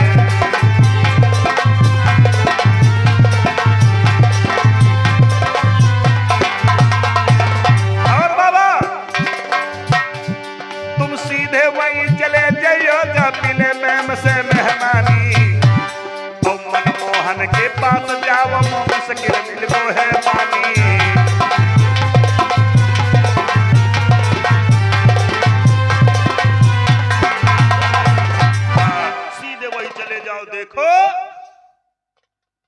दादा बैठे होंगे। कहने लगे दादा हमें मतलब ना है, मतलब तो कन्हैया से है, कन्हैया का पता बता दो। एकदम से जान गया और ग्वाला कहने लगा बाबा तुम्हारी किस्मत खराब है, तुमका यो हिरण घर का दही बदा नहीं है। ऐसा करो तुम जाओ, वो देखो गौओं का खरग बना हुआ है, और वही में कन्हैया होगा। भैया चल के बता दो। जाएंगे नहीं क्यों? हमरे को जाए पर हुक्का पानी बंद करवावे दादा, हम नहीं जाएंगे। लौट लिया। और जब पंडित जी गए तो देखा खरग में भगवान कन्हैया अपने पीताम्बर से गौओं को झाड़ रहे। और गैया बिचारी भगवान कन्हैया को चाट रही। कितना बढ़िया प्रेम है, बोली गोविंद भगवान की। ऐसा प्रेम होना चाहिए, ऐसा प्रेम भगवान का है। गैया चाट रही है और भगवान पीताम्बर से झाड़ रहे हैं गौओं को। पंडित जी गए तो सबसे पहले देखा यही आए कन्हैया, रुकमणी का दिन खराब है का, बबुया कस बेटे यो करिया करिया बबू रखबुआ का। लेकिन हमें क्या करे, पंडित की दक्षिणा चाहिए, बरो मरे चाहे। सोचने लगे अब जाऊं तो कैसे जाऊं। क्या किया, भगवान का पीताम्बर एक रखा हुआ था और उसी के नीचे जा करके पाती को दाब दिया और आड़ में बैठ गए। भगवान जब उठे गैयों को झाड़ करके आए, सोचने लगे भूख भी लगी है और मैया रेवती रास्ता देख रही होगी भाभी माँ। कन्हैया भाभी का रिश्ता, आजकल भाभी का रिश्ता बड़ा विचित्र हो गया भैया। आज नान जो 60-80 साल का बुढ़वा है, भाई के रिश्ता लागत हो तो भौजी कहा गए मुंह बावत फागुन महीना छोटका के लड़का समान है। औकात कहे हो छोटको, अब बदला चुका है जरूर। जिंदगी बद भौजी कहा दिया कहीं अगौदा नहीं कही वारे आदमी। और भाभी का नाता जानते हो क्या है? माँ और बेटा। राम की कथा सुनते हो, राम जी वन को गए, लक्ष्मण साथ में गए, सीता का हरण हुआ। सीता मैया ने आभूषण नोच नोच करके डाले। सुग्रीव के आदमी उठाया उनको, और राम जी जब गए सुग्रीव के यहाँ तो कहने लगे प्रभु ये देखिए सीता के एक स्त्री तो ले जा रहा था रावण, और उसने आभूषण नोच नोच करके डाले थे, ये तुम्हारी भार्या के आभूषण है? तो लक्ष्मण जी से भगवान पूछने लगे भैया ये तुम्हारी भाभी के हैं क्या? गले का हार है, मांग की बेंदी है, कानों के झाला बाला है। और जैसे इतना देखा तो लक्ष्मण कहने लगे माफ करना भैया, हमें नहीं पता। क्यों? मैंने आज तक भाभी के अगर इन आभूषण के बजाय पांवों के बिछुआ होते तो हम जरूर बता देते। हमने कभी नीचे से लगा व नीचे के बजाय ऊपर दृष्टि नहीं डाला है, तो हम क्या जाने। अंदाजा लगाना भाभी का भाव है। आवाज हमारी समाज में। और कहूं भाभी नहीं आ जाए, छोट देवर होए घर में होए भगवान। कमी का देवर है कि नहीं है, यहू दीदी उनकी कमी है। अपने पति को देखे जराए, और जब देवर कहूं खेतव से आ जाए पिपरमिंट गोड़ी का ये मंझिल का उतनी ही आओ। और जैसे घूंघट के अंदर से 2 अंगुरी तनी भैया हिया चले आओ। भौजी का आए कहन का राजश्री आ कहो है। हाय भगवान, भाभी है नहीं, बप्पा दुआरे तो नहीं, तुम्हार भैया तो नहीं है, कहीं होइबो करे तो हम जे मधल रहे बैठे और खवाए खवाए राजश्री भाभी का। कि सतयुग त्रेता द्वापर में भाभी को समझे महतारी, और हाय राम यही कल युग माँ भौजी करी लैया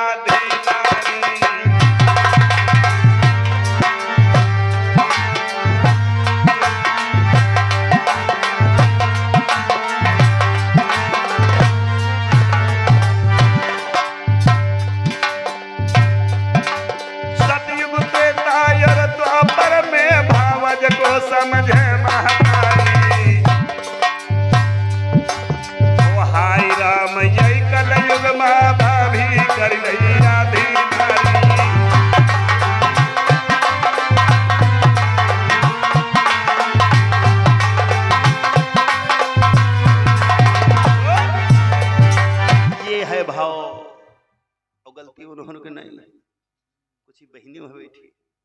अपने मनाई से न कहीं है। और जो कहूँ द्यावर जाते हो बेहटक बाजार है, गांव बाजार तो लागत नहीं, ये बेहटक बात नहीं कर रहे हैं, बेटा लखनऊ की। और तो बता दिया है भैया कि देवरा चुरो मुरिया पान लायो,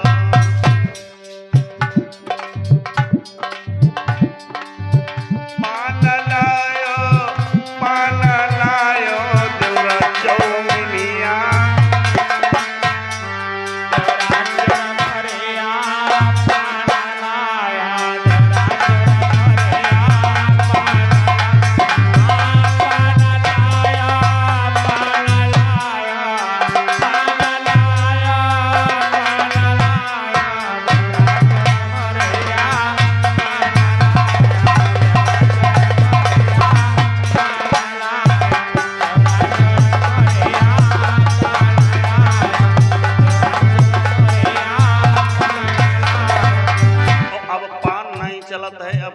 चाइनीज भोजन की देवरा चौमिनिया। बोले गोविंद भगवान की कथा पर आओ। ये तो हम देश की बात बता रहे, हमारे समाज में ऐसा ऐसा वार्तालाप हो गया। मेरे बंधु, आज भगवान कन्हैया सोचने लगे भाभी के महलों में कितनी जल्दी जाए, और जैसे पीताम्बर उठाया तो वो चिट्ठी, ये चिट्ठी कहाँ से आई है, कौन लाया है? तब बाबा निकले झुलिया के आड़ से, भैया हम लाए हैं। कहाँ से आए हो? बताया इसमें पड़ा हुआ, एक कुंडनपुर पड़ा है, और रुक्मिणी इसको मैं नहीं जानता हूँ, कौन है? बाबा सारी स्टोरी बताया। कहने लगे भैया तुम नहीं जानते हो कन्हैया, ये रुक्मिणी नाम की लड़की राजा भीष्म की बिटिया है, और ये तुमको अपने हृदय का सम्राट बना बैठी है, लेकिन इसका बड़ा भैया इसकी शादी अपने साले के साथ में कर रहा है, तो इसने मेरे को खत दे करके तुमको बुलवाया है। भगवान डांटने लगे, कहने लगे जाओ कह दो रुक्मिणी से और चली जाए। कहा? चंदेरी चली जाए। क्यों चंदेरी जाएगी? शिशुपाल की रानी बन करके रहेगी, और अगर हमारे यहाँ आएगी तो ग्वालिनी के आगे कोई पोस्ट खाली हमारे यहाँ नहीं, ग्वालिनी बन सकती नहीं। बाबा अरे मान जाओ, तुम जल्द कोई उपाय करो। और इधर भगवान कन्हैया पंडित जी से बतला रहे, रुक्मिणी को स्वप्न दिया। रुक्मिणी सो रही, सोई का रही है, बेहोश पड़ी कि पता नहीं करे वो आवे कि ना आवे, और का हैजा खाए दो दानवा आएगा बारात लेके, और वहां बैंड बाजा वाले इनकी पंजा साथी जुटे पड़े, आज हमरे बप्पा के साथ दी वारे मूर्खानंद। और इधर भगवान ने क्या किया?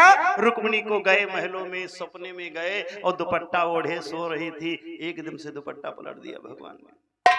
और रुक्मिणी जब जागा तो भगवान की सांवली सूरत देखकर मोहित हो गई, हाथ जोड़ के बैठ गई, हाथ जोड़ के बैठ गई और बोली, भगवान बोले अरे रुक्मिणी तुमने मेरे से प्रेम किया है ना, और पाप हो जिस प्रेम में उस प्यार की ऐसी तैसी, और यार दगाबाज हो उस यार की ऐसी तैसी, यार दगाबाज हो उस यार की ऐसी तैसी, यार दगाबाज हो उस यार की ऐसी तैसी, पाप हो जिस प्यार में उस प्यार की ऐसी तैसी, प्यार की ऐसी तैसी, यार दगाबाज हो उस यार की ऐसी तैसी, यार दगाबाज हो उस यार की ऐसी तैसी, यार दगाबाज हो उस यार की ऐसी तैसी। भगवान बोले रुक्मिणी से, रुक्मिणी तूने मुझको चाहा है, तूने मैंने पाया है, तूने मुझे पाया है, कौन तुझे ले जाए शिशुपाल की ऐसी तैसी, कौन तुझे ले जाए शिशुपाल की ऐसी तैसी, कौन तुझे ले जाए शिशुपाल की ऐसी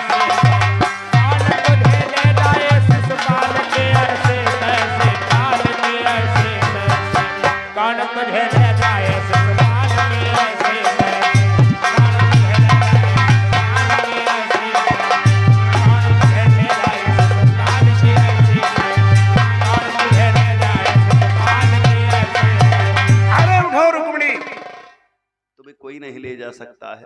और भगवान इतना कह करके कि हो गए अंतर ध्यान रे होवन से बनवारी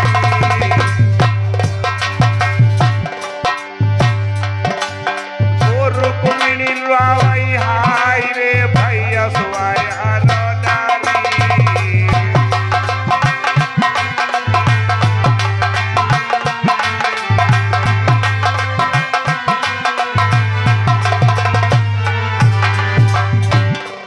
महाराज रोई रही रुक्मिणी सी प्यारी रम गए याद बेंद्रवा से अब सुनो गारी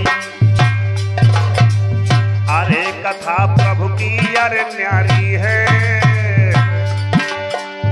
आज ब्राह्मण से कही रहे मेरे अनुराई है कथा प्रभु की अति प्यारी है आज ब्राह्मण से कही रहे मेरे अनुराई है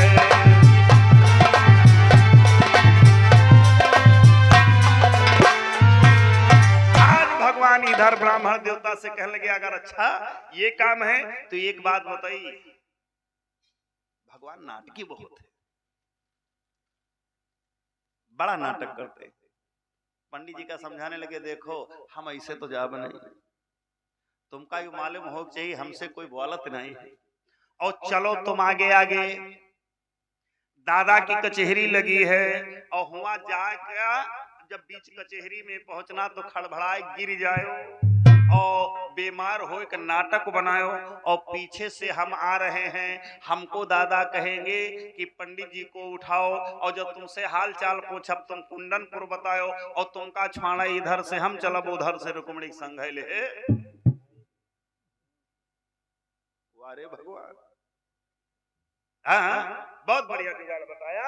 और यही किया ब्राह्मण देवता जैसे गए हैं दादा की कचहरी में जब पहुंचे तो आवाज लगाया भिक्षाम देहि और तैले आगे बढ़े लड़खड़ाए गिर पड़े। पीछे से कन्हैया आए बलराम भैया सिंहासन से बोले कन्हैया देखो एक बुढ़ा गिर गया है इसको उठाओ भाई बाबा जी को उठाओ उठाओ उठाओ। भगवान लगे आ गए क्या हुआ बाबा जी कहाँ रहते हो क्या बात है कैसे आ गए हो। बताया हम कुंडनपुर में रहते मांगने खाने आए थे और अचानक धूप लग गई तो दिमाग खराब हो गया हमको चक्कर आ गया है और अब हमका भैया लागत हम बचब नहीं तो एक काम करो या तो हमका घरे हमरे पहुंचा दो। भगवान कहने लगे अच्छा ये दादा एक कुंडनपुर से आया है मांगने खाने के लिए इसकी तबीयत ज्यादा खराब है और हमका लग रहा जो यहीं इसका दरबार में मर जाएगा तो हिरण का ब्रह्म हत्या लाग जाई और तासे अगर आपका आदेश हो तो इकी तूनों टांगे पकड़ लिए खर खर खर खर आइच बाहर डारिए मरे बाहर पापस तो बच जा हत्यारी। एकदम से बलराम डांटने लगे कन्हैया पागल हो गए हो क्या। अरे कोई तुम्हारे यहाँ मेहमान या कोई आए और उसकी तबीयत खराब हो जाए तो का मार डरी हो इलाज करो तो कहला का इनका ट्रामा सेंटर में भर्ती करे वहां तक पहुंचो न पे गले मर जी। तो एकदम से कहा इस ब्राह्मण से पूछो क्या चाहता है। भगवान जब बोले क्या चाहते हो तो वाकदा कहने लगे ब्राह्मण देवता भैया हमका कोई तरीके से हमरे कुंडनपुर पहुंचा दो तो या कदा पंडित लड़का बच्चा देख लियो बचब तो हम है नहीं। भगवान दादा से कहने लगे दादा ये तो घर जाना चाहता है कहा हमारा सफेद घोड़ों वाला रथ निकाल के लाओ कन्हैया और जाओ इस ब्राह्मण को बैठा रो और वो हवा की गति में चलता है रथ और एक पल में जाओ एक पल में आओ या घरी में जाओ या घरी में आओ बैठा लो इसको। रथ तो भगवान ले आए लेकिन जब समय पूछा तो एक घड़ी 24 मिनट आना और 24 मिनट जाना। भगवान कहने लगे हमारे बस का नहीं दादा एक तो बूढ़ बया आदमी का रथ पर बैठ रही हो और अति तेज चलत के हवा लागी गले में ढनक जाएगी अब इसलिए तो कहा भाई चलो धीरे धीरे जाना एक घड़ी में जाओ एक घड़ी में आओ और एक घड़ी पंडित जी के परिवार से मुलाकात कर ले हो इनका दो दुर्मुठ हो जाए। नहीं नहीं नहीं, भगवान कहने लगे अगर रास्ते में धुरा की कील निकल गए पहिया के तब का करब, और तनका घाम होत पंडिता वो हेतिराइठे जई हैं। तो ऐसा करो तो क्या करेगा, तो कितना समय लेगा? भगवान बोले, कहने लगे आज जा रहे हैं, धीरे धीरे लेके जा और संध्या तक पहुंचा और सवेरे इनका ट्रामा सेंटर में भर्ती कराई, और काल जब ग्लूकोस चढ़ी बच गे तो परों तक लौट अबे, और मर गे तो मट्टी दे के अबे। वारे भगवान, कल लगे जाओ जाओ जाओ ले जाओ। अब पंडित जी को बुलाया और कहा पंडित जी बैठो जरा, और धीरे धीरे भगवान रथ हाके है द्वारिका से, धीरे धीरे। बलराम कहने लगे कन्हैया जल्दी लौटना, कहीं रास्ते में छेड़छाड़ किसी लड़की के साथ में मत करना, या कोई से बतलाना मत, हमारी बड़ी बेइज्जती हो रही तुम्हारे वजह से। नहीं दादा हम किसी से नहीं बोलेंगे। और जब द्वारिका से कुछ दूर निकले बलराम दादा आड़ पड़ गए, तो पंडित जी से कहला, पंडित जी एक बात बताइए, काम मरे नहीं हो ना, तुमका कालरा होगा, उठ के बैठो शुद्ध। पंडित जी हाय सकुच के उठ के बैठ गए और कहने लगे क्या कि जो रथ का पावा होता है ऊपर छतरी वाला, और कहा यू पावा मजबूती से पकड़ के बैठो, क्योंकि समय नहीं है और समय बड़ा कीमती है, अब हमको जाना ही जाना है। तो पंडित जी को पकड़ाया और भगवान हवा से बातें करने लगे कि अरर सरर रवि चरे सार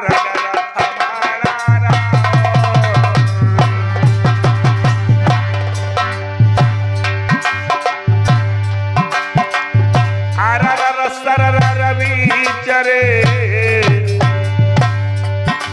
सारग रथ माना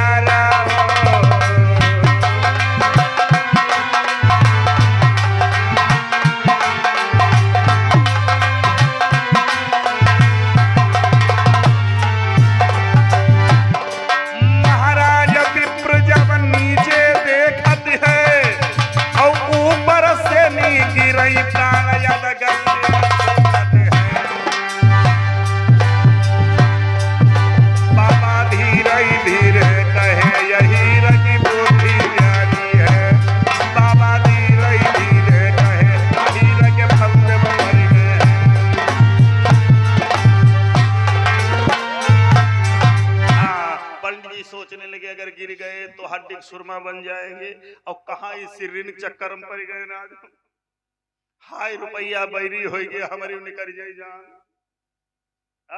भगवान थोड़ी ही देर में खाली 24 मिनट में द्वारिका से कुंडनपुर आ गए। और जब आए तो गांव के बाहर एक मैया दुर्गा का मंदिर बना था, और मंदिर के पीछे रथ रोका। पंडित जी से कहने लगे पंडित जी अब तुम अपने ही आ गए हो, तुम्हारा काम खत्म, लेकिन एक काम बताएं, जाके रुक्मिणी से कह दो हम घर तुम्हारे नहीं जाएंगे, क्योंकि हमारा दुश्मन भी आया हुआ है शिशुपाल। ये भी आया हुआ है ना, और दूल्हा बन के आया है, तो यहाँ पर हम अकेले आए हुए हैं। का पंडित जी हाथ गोड़ हमारा तुरवैया होगा, तो ऐसा करो रुक्मिणी से कह दियो कि मंदिर के पीछे चली आवे, और चलो ही इस दोनों जने भाग चली, और द्वारिका में जाकर के हम विवाह कर लेंगे। पंडित जी गए दौड़ते हुए, और इधर रुक्मिणी जो है रो रही थी, पंडित जी के रास्ता देख रही थी, पता नहीं बाबा पहुंचे कि नहीं पहुंचे। और तैले कुंडी खटखटाया, पंडित जी बोले, रुक्मिणी बाहर निकली, बाबा आ गए हो? हाँ हाँ अंदर आ जाओ, क्या बात है? कहने लगे देखो बात कुछ नहीं, कन्हैया कैसा है मेरा? पंडित जी बोले, कहने लगे एक बात बताओ, तुम उसे प्रेम कैसे गए हो? कैसा है? अरे कहने लगे काला काला है, एकदम कलुआ, एकदम कल्ला। रात खड़ा हो जाए तो कोई नौ तो ना बचाए भाई। एकदम रुक्मिणी कहने लगी वो काला है लेकिन सारे संसार से निराला है बाबा। कहा है? मंदिर के पीछे है, और जाओ वहीं बुलाया वहीं चली जाओ। एकदम से कहने लगी पंडित जी अब तुम जाओ, और जैसे कहा जाओ तो पंडित जी कहने लगे अरे वाह भाई वाह, ये कोई बात रही, न पानी न पत्ता न जल न पान, हम जाए? ये कौन सी बात रही? अरे कुछ खवाए पियाए तो दो। तो रुक्मिणी पंडित जी के पैर पकड़ के बोली, बामन देवता कहे नहीं तुम कहीं जा खाए जाते हो। क्यों? अगर तुम चले जाओ और हम जब द्वारिका चली जाएंगी विवाह करके तो द्वारिका आना कि जो हम ब्याह द्वारिका जाई है तुमको साथ बताऊंगी।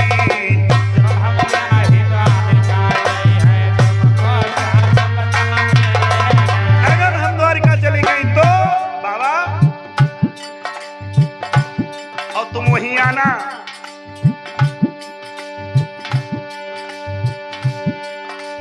राम बरन यादव को हम कुम्हरावा से बोलवाओगी।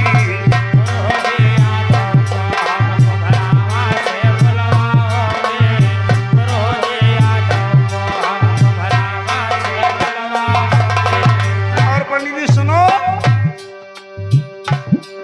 और 7 दिन की भागवती मंदिर में बैठाओगी।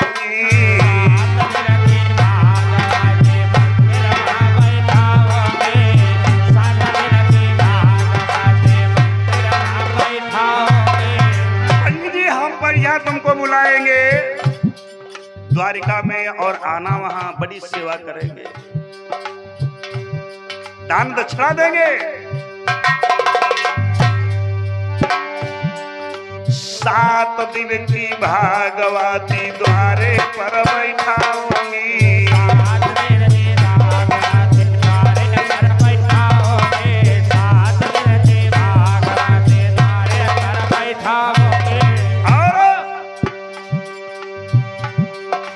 बड़े प्रेम से पंडित जी हम भंडारा जलवाऊंगी।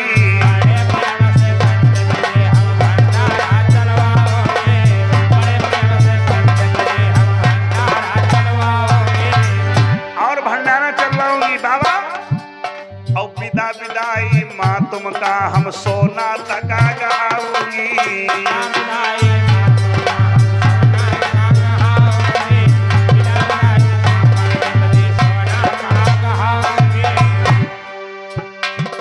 बढ़िया बढ़िया टेंट लगवाएंगे, पिंडाल लगवाएंगे। और शिवम डीजे वालन का हम कौली से बुलवा लूंगी।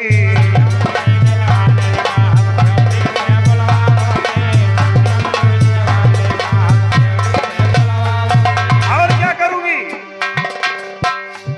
और भंडारा चलवाए के बाबा पुण्य का बहाऊंगी।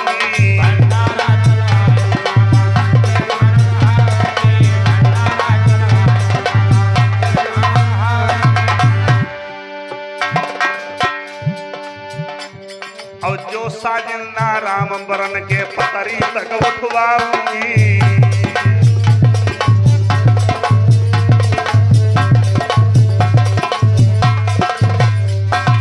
आज रुक्मिणी ने ब्राह्मण देवता को विदा किया। ब्राह्मण जी चले गए। कहा बाबा जब द्वारिका आना तो तुम्हें हम बहुत बढ़िया सोना गहाएंगे, 3 लोगों का राजा बना देंगे।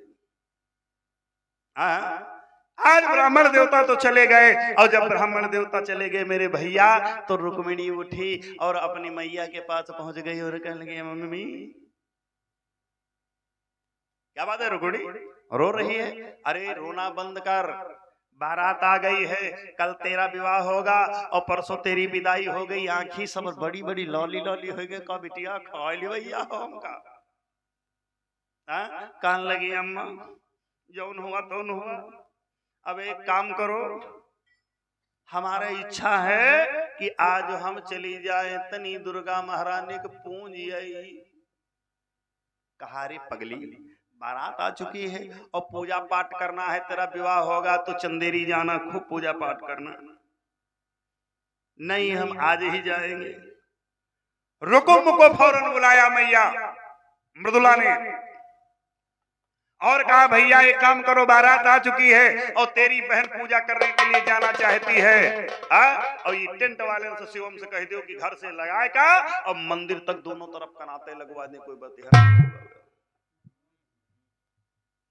अब उठे इनके लिए देख खटपट खटपट खटपट खटपट खटपट खटपट फौरन जो है कनाते लगवा दिया। और जब रुक्मिणी थाल उठाया और पूजा करने के लिए चली, और जब पूजा करने के लिए चली तो अकेले ना ही चली, 5 सखियां आगे पीछे।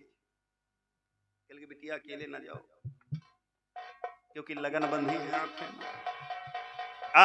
और रुक्मिणी थाली को पकड़ा और अपनी मैया को देखने लगी। और जब देखने लगी तो कहने लगी कहाँ देख रही, जाओ जल्दी पूजा पाठ करके आओ क्योंकि द्वारे चारों तो हो गए। और चल दिया। जैसे रुक्मिणी चली उसके बाद माँ आगे बढ़ी, कहने लगी मम्मी हम जाए तो रहे हैं लेकिन हमारे जो चाहते हैं हमारे बड़ी रोई लागत कि लाओ तुमसे लपट हम कस कर रोई ली अघाई। अरे रुक्मिणी महतारी काला काला बिटिया, काल तुम्हार बिहाव हो, काल जब ससुराल परसों जायो तो खूब अका छुक कर रोए ले हो जता रोए पर। आगे बढ़ी और गले में लपट गई, चिल्लाए लागे, कहा लगे मम्मी हम पारों का रास्ता न देखा, तुम जान लो आज रुक्मिणी चली गई, अब हम रोई ले। और जब रोने लगी सुधी आए गई, सुधी आए गई मैया की बहुत रोई, सुधी आए गई।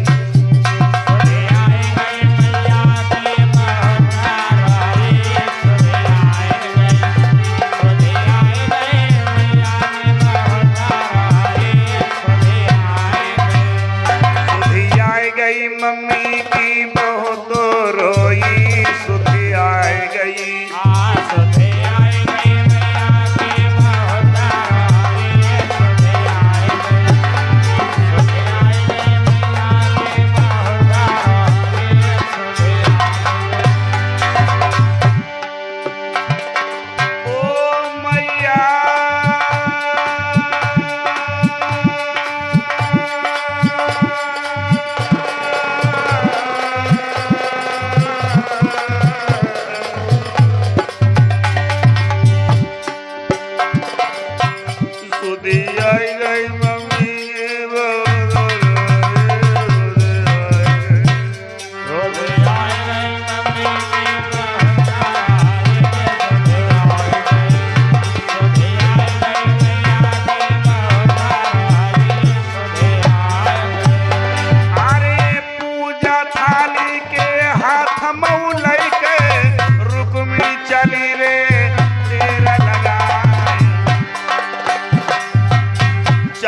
चुनरिया चमकती जाई रही, धोतिया दबक रे पाँव तल जाए।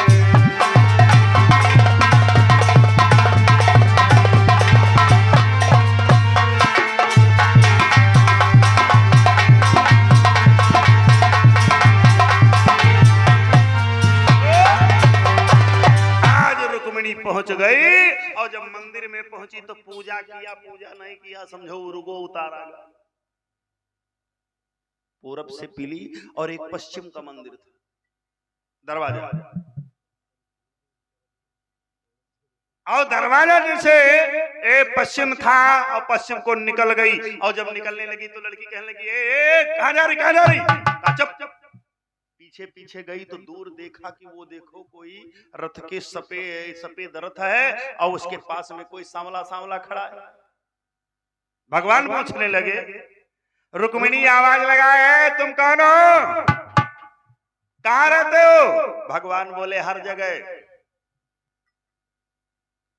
रुक्मिणी ने जान नहीं पाई, भगवान जान नहीं पाए। वो सोच रहे थे कि पंडित जी ने कहा था कि एक ही रुक्मिणी हिया तो जय है, सब या कहतन की अभी मैं कौन नहीं आए। पता लगता है किसी और को न ले चले जाए हम। तो रुक्मिणी ने हाथ उठाया, वही लगन वाला, आप कहाँ रहते हो। भगवान ने कहा हर जगह।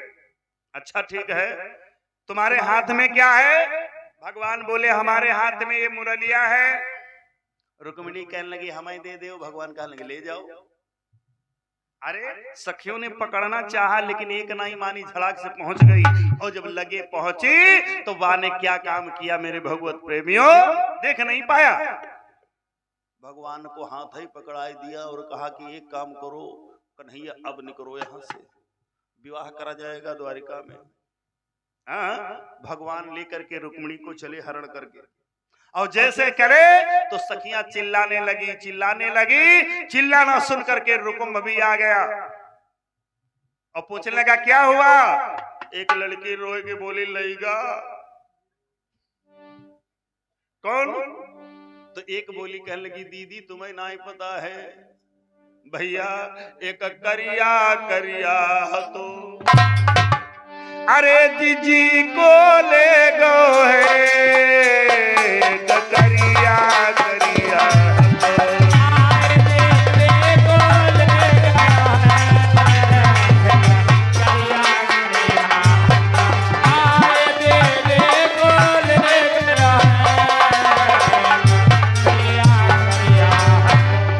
एक कोई काला काला था जो जान गया रुकुम और कहने लगा सुनो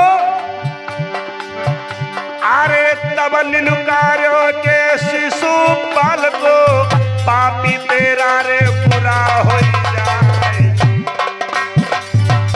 चुरिया पहिरवे महल बिच बैठो दुल्हन नहीं गए कृष्ण मुरार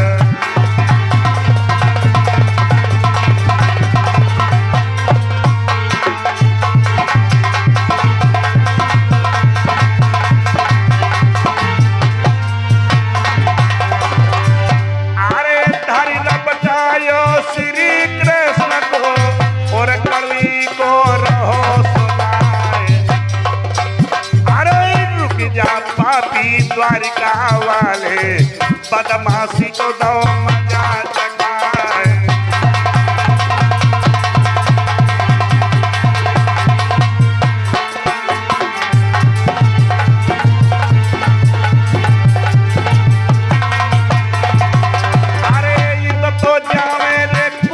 कन्हैया शिशुपाल रे भलाए अरे इधर रुकुम सेन नदिया और मोहन को रहो रे रपटाए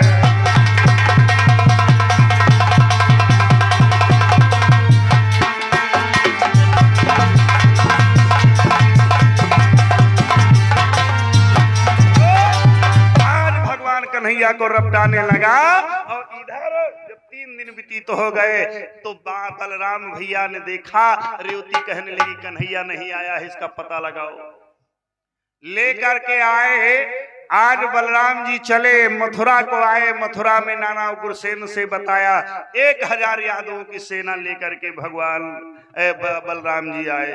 और जैसे आए जब कन्हैया को देखा कन्हैया ने बलराम को देखा तो रुक्मिणी से कहने लगे दादा आएगी और तुम ऐसे करो उतर जाओ यहाँ से ऐसे हमारा हुक्का पानी बंद।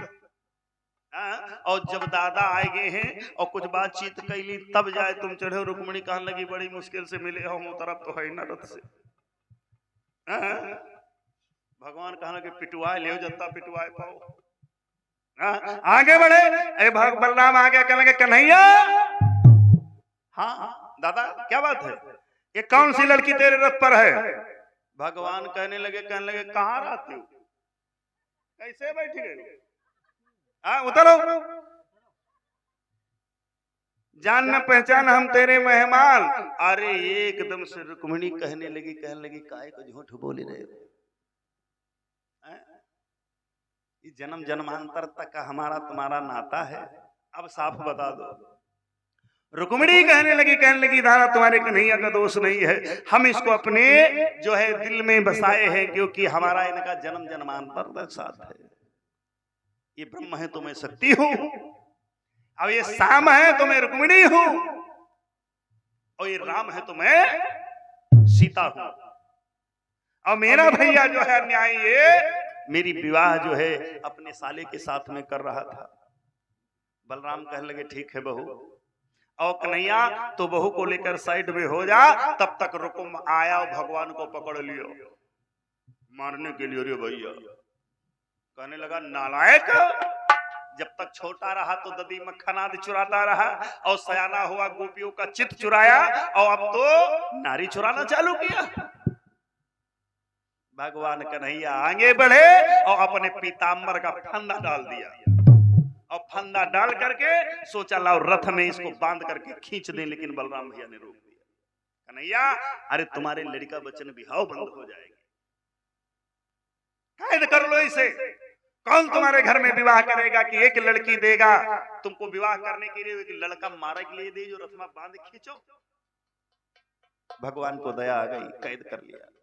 और जब रुकुम कैद हो गया तो शिशुपाल ने सोचा दादा इनके चक्कर में कहां पड़ी, दुल्हन तो फिर मिल जाएगी, अगर इनके फंदे में आ गए तो ये पता नहीं बोटी बोटी काट डरी। चुप्पे बारात लेकर के भाग गए। रुकुम भीष्म दिख आए और निवेदन किया और कहने लगे, बलराम भैया से कहने लगे, भैया बलराम मैं तो ऐसे ही विवाह करना चाहता था, अब मेरी मर्यादा आप रखो कि थोड़ा सा धर्म बचा है वो भी कर ले, क्योंकि बिटिया के बगैर धर्म नहीं होगा। चवन्नी एकन्नी अठन्नी दुवन्नी अपने द्वारे पर पाए पूंजली बिटिया तब लेके जाओ। राजा भीष्म दिक की विनती को स्वीकार किया, भगवान को दूल्हा बनाया गया। फिर रेवती भी आई है, द्वारिका से भगवान को दूल्हा बनाया, अन्य भी लोग एकत्रित हुए और फिर पान ग्रहण संस्कार हुआ किसका, रुक्मिणी और भगवान कृष्ण का। बोली गोविंद भगवान की। रुक्मिणी और कृष्ण का पान ग्रहण संस्कार हुआ और अंत में लेकर के भगवान श्याम सुंदर आए, द्वारिकाधीश बन गए। और बाबा दादा बलराम के कहने पर जो 16,100 और लड़कियां थी उनको साथ में भी पानी ग्रहण का संस्कार किया। और जो 8 पटरानियां हैं भगवान की, ये बाद में विवाही गई। बोले गोविंद भगवान की। तो आइए एक कल्प कल्प की कथाएं हैं। श्री सुखदेव जी बोले, हे राजा परीक्षित, भगवान इस प्रकार से आज अपने गृहस्थ आश्रम बंधन में बंध गए। और ये 10वें स्कंद की पावन कथा, 11वें स्कंद की पावन कथा को ही संपन्न किया सुखदेव जी महाराज। एक बार जयकारा लगाओ और फिर जो है आरती हो जाए। समय आप लोगों का बहुत ले लिया भाई, हमने आधा घंटा फास्ट हो गया। बोली गोविंद भगवान की। सभी लोग बड़े प्रेम से बोलेंगे भगवान।